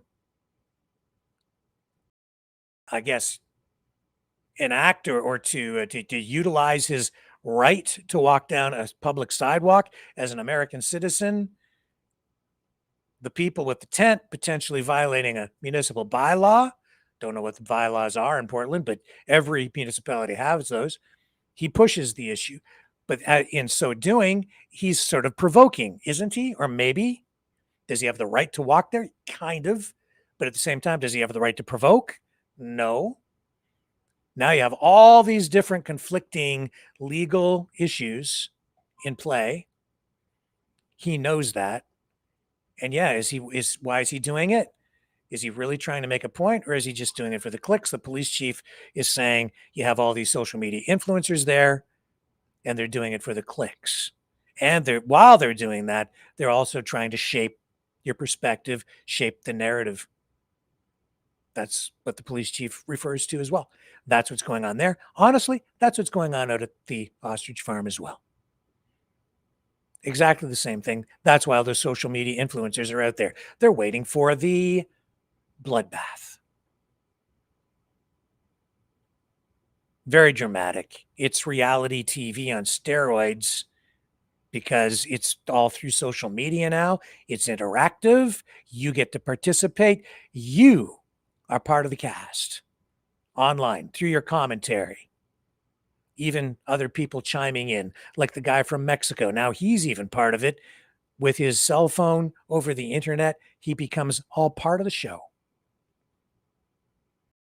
And people start weighing in with their opinions with only partial information, or they start to echo the narrative that is being spun up by the propagandists and the people who are managing the narrative. You look at Katie Pasitny out at that farm and who is by her side every step of the way.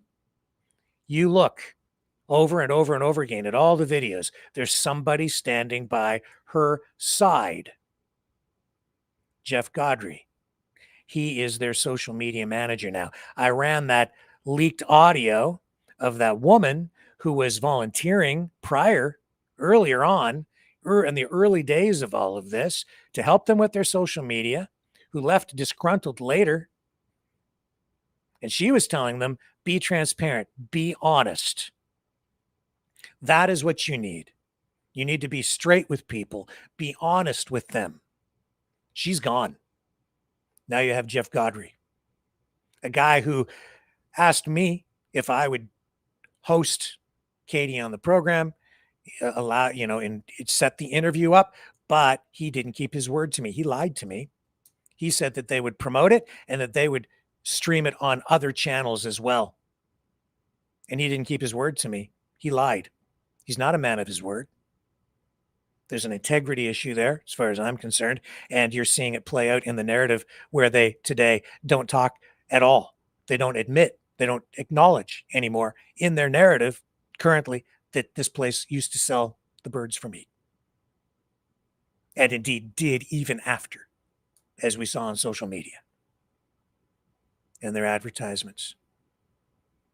So many things. And ostriches are not poultry. That is like a psychological thing. Ostriches are not poultry. They made that video, all the people chanting that, and it is not true. They are poultry. Their veterinarian knows that. And as a professional, he's acknowledging what the policy is. He understands how it works, why it works the way that it does, and he understands why they wouldn't allow him to take a blood sample, because it sets a legal precedent, which they can't have for a whole bunch of reasons, because it then turns into not just a $20 test. It turns into a breakdown of everything and massive costs for us taxpayers. It's something that the food industry, our farms, could never survive. They know it. It's a show.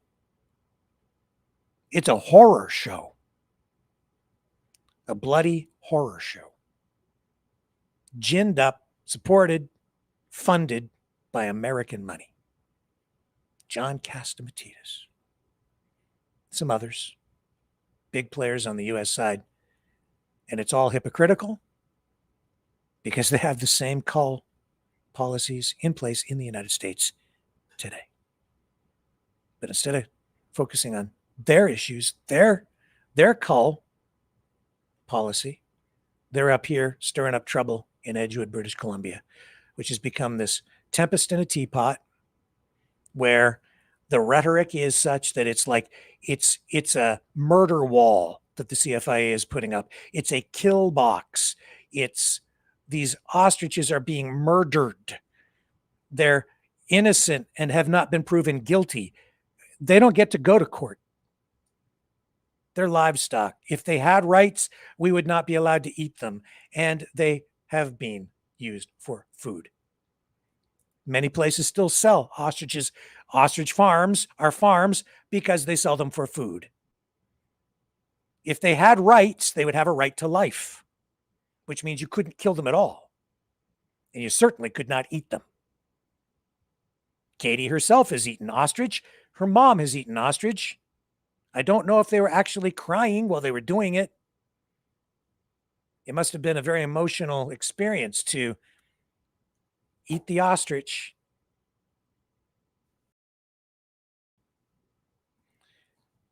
It's absurd. Absurd.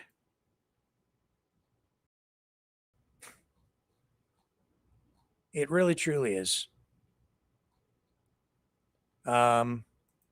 Even this thing here, and the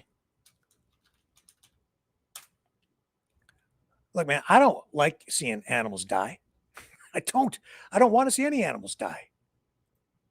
But the issue is more complex than that. And I don't like lies. I really, really, really don't like lies. And right now what's going on out there is it's not about the ostrich, it's just an anti-government protest. You can do that if you want, but let's just be honest about what it is that people are really involved in out there.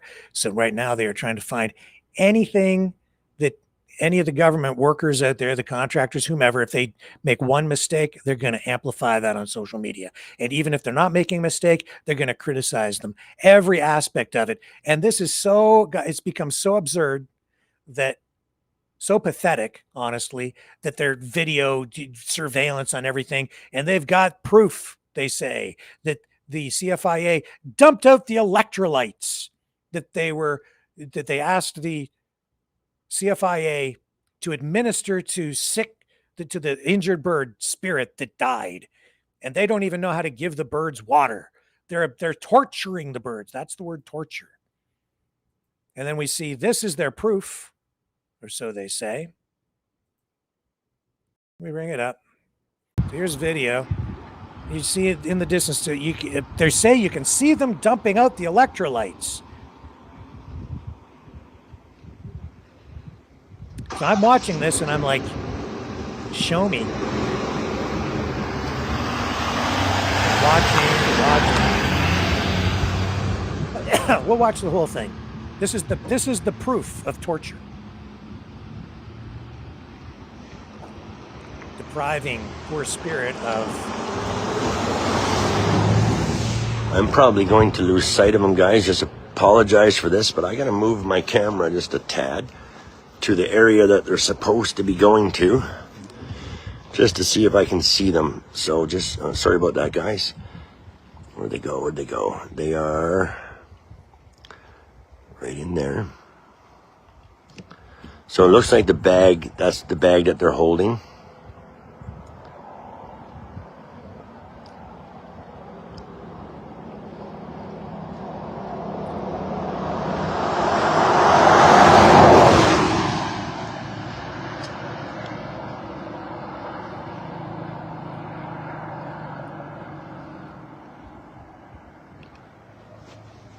And the other truck with the binoculars, he took off, so he's going to go, because he can see a lot better than I can. So he's going to go see if he can get a different angle. So they should be popping out here somewhere. This is investigative reporting.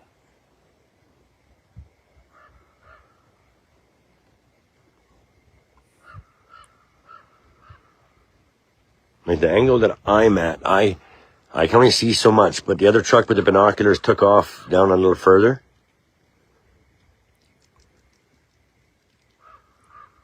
I'm waiting for the proof. Here you can just see them there. I can't see it, but they're over where they're supposed to be in the vicinity. Where the bird is. I'm waiting for the money shot, them dumping the electrolytes out. Oompa loompa doopity doo. So that's where they're supposed to be. So it looks like they did bring the electrolytes over. Oh. Okay, still waiting.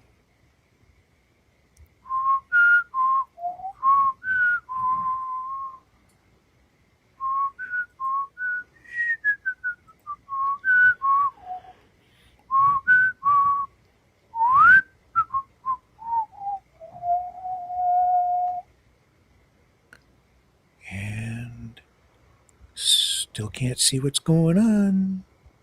Dave has not been back in the pen ever since that day they let him in. Like I said, guys, please be nice when people ask questions. People are just coming on for the first time. You know, they're trying to understand what's going on too. Some of you guys have been following this for the last 9 months. Some are just popping on today to know what's happening. So let's be nice to them, right? Okay, to show I wish them that, they'd be nice to me. I have a couple of questions. We're not all evil and we're not radical people. Me either. I just want to know, where are the babies? Where are the babies? The baby birds. I don't see any. What happened to the They babies? could be watching our lives Are there too, any? figuring, hey, we have to do it, right? Hey, but if this is what it takes to get electrolytes into that bird, so be it. We'll do whatever it takes to help these birds, right? Whatever it takes is the most important thing.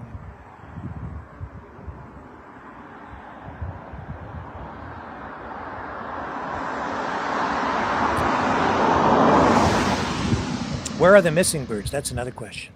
What happened to the 100? What happened to the accounting here? How many are there? Where are the missing ones?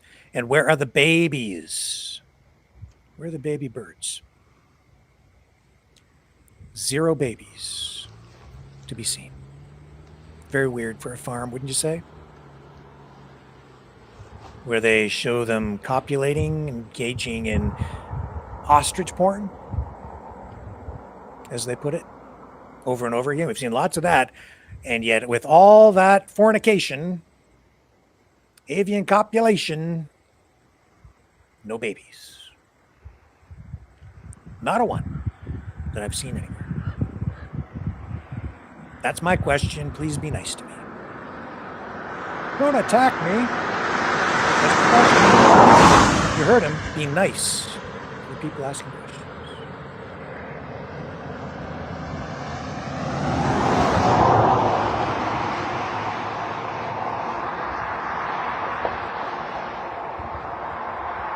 I thought I saw that too, whatever that meant.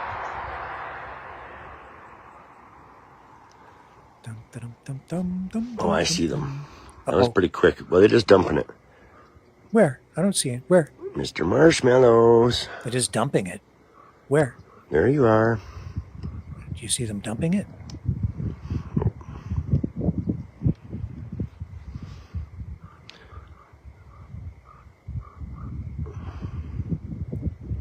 Did you see them dump it? Anybody? I got the bag. Okay, that's cool. I'm just going to cover this for a second because I'm moving and I don't want you guys to get motion sickness. Oh. And then we're going to come right back on these little marshmallows. These little Oompa Loompas. Where are they? They are. That's the proof that they didn't administer the electrolytes. They say they dumped the electrolytes out, and that's the proof. I'm going to go to the chat. Did anyone see that? What did anybody? Anybody see any dumping? Anybody? Lindy says nope. Norfa, nope. I didn't see any dumping either. I didn't see any dumping either. Maybe I missed it. I don't think there's any dumping of anything that I could see. I don't think that's proof of anything, one way or another.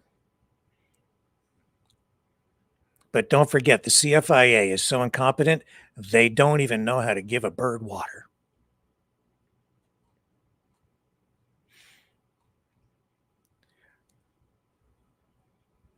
Unbelievable.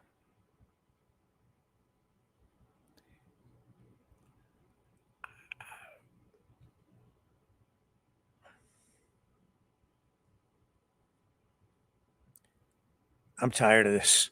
This is such a load.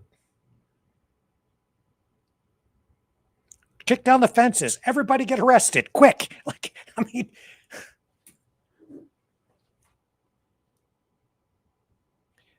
this is ridiculous. It's absurd. It's frank. This whole thing is pathetic. Pathetic. We need an investigation. The prime minister needs to be held accountable. They want to bring the prime minister down because a bird died. Does that seem right? Mark Carney. He's got to go to jail for murdering the bird. Perspective, folks. No, this is, people are not thinking straight out there. And hey, here I am still talking about it. I wish I wasn't, but I am. Not because I want to, but because of social media. I'm almost forced to, because there's so much attention focused on this, and because of where we are in the social media ecosystem and who we are as a community, who our viewers are, our background, how we got here. So there's just high interest in everything going on with the movement. So I'm talking about it, and it's Canadian. And also because it's very clear to me that it isn't about the ostriches. It's really about much larger issues, like disrupting our government, undermining confidence in our systems. It's an assault on the systems. They've stated it. They want to bring the CFIA to its knees. In that same interview where she talks about putting that family member's head in a freezer, she also clearly states that their support is coming from the Trump administration. And I don't mean to make light of any of this, but the reality is, what they're selling you is not reality. It's this skewed perspective that people are buying into. It's a psyop that has been very effective because of this propaganda and the choice of words. And people aren't, they're buying it. And think about how powerful this has been in the way they're getting people, the way they're manipulating people out there to maybe even, there are people, it seems, that would put their lives on the line for these stupid birds. Kick down the fence, go up against the cops. We've heard people suggest even worse things. And look at the turmoil, the the guy throwing the gasoline on the woman's house and dousing her in gas. Look at how crazy this has all become because people are not thinking straight. Everybody needs to take a step back. This is actually dangerous. It's cruel, actually. This is the thing with all of these operations, all of this stuff going on in the political sphere. These propaganda campaigns, these narratives that are spun up around everything, they get people so engaged emotionally that people think irrationally and even do irrational things, like even assassinate human beings. We've seen that just recently with somebody not thinking straight, I think.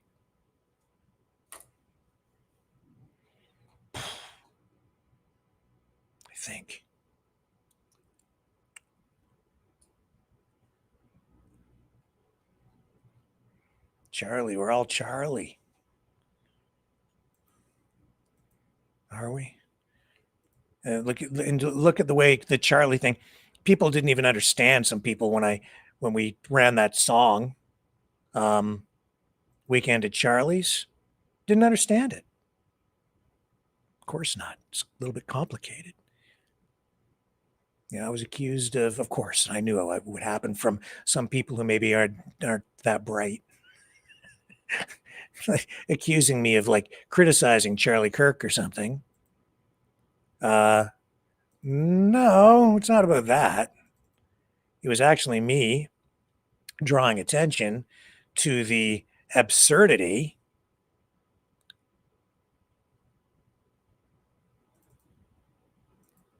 and of everything that has surrounded the Charlie Kirk assassination and everything that came after and the fireworks at his memorial.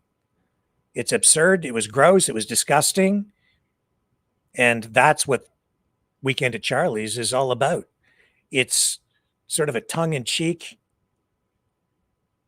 look at all of this. It's about psyops. It's about exploitation of tragedy. It's gross. And I hate it. I hated it. I don't like it. I don't like what's going on with these birds because, as I pointed out, even they're being exploited, but not in the way that people realize. The social media streamers out there, when they start running the video of the slaughter, the cull, whatever you want to call it, the murders. You don't murder ostriches, you kill them.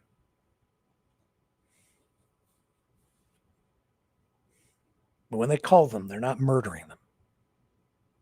They're not human beings. Keep it in perspective. Keep your emotions in check, lest you lose your mind. Like half of America and half of Canada, half the world, maybe more, maybe everybody.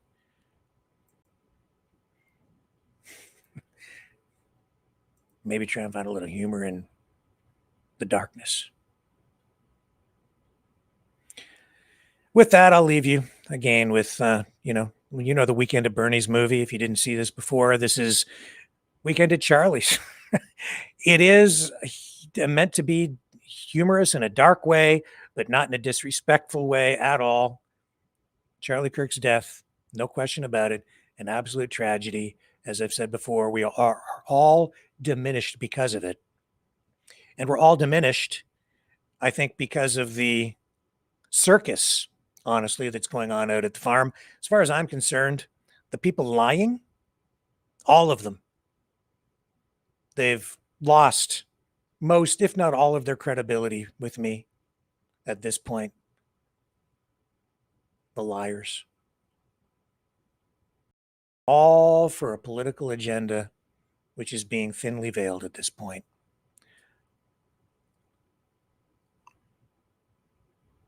Whether they were exploiting the whales when Marineland was in operation, or whether we were exploiting the ostriches when we were eating them, or whether they're being exploited now by the government, maybe just to make a political point and say that we're in charge, no matter what we're going to call these birds. That's an aspect of this as well.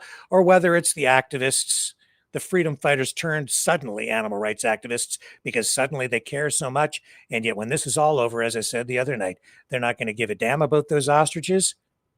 They'll set them free, let them roam in the woods, freeze to death in the winter, if not before, and not think twice about it as they go back to their lives.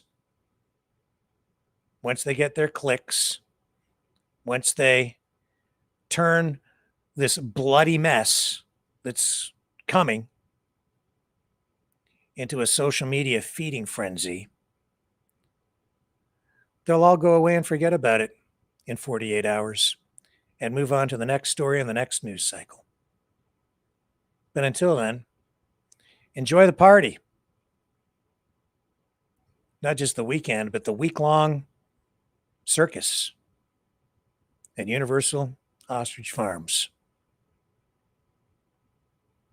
and the ongoing weekend at Charlie's. He's not gone. He's just gone party mode. Weekend at Charlie's. See you tomorrow, 7 p.m. Eastern. Dancing in Valhalla. Fake or alive, nobody knows. Charlie's still striking a crazy pose. Oh, flash the lights, the DJ plays. Charlie's back in mysterious ways. FBI can't find the proof, but the beat goes boom and it shakes the roof. Hands up high, don't stop the show. If he's a ghost, we'll never know. Weekend at Charlie's, ooh la la, dancing in Valhalla. Fake or alive, nobody knows.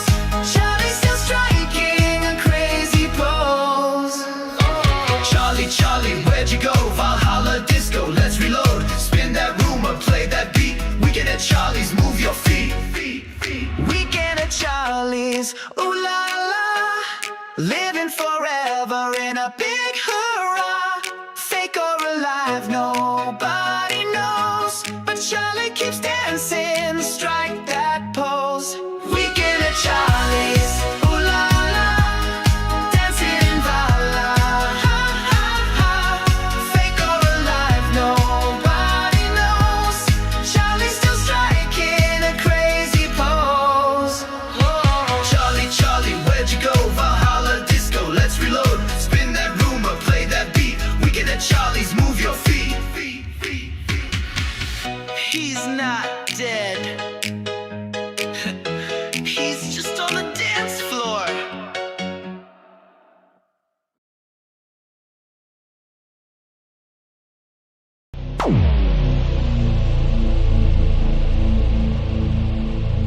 This has been a Maverick Multimedia production.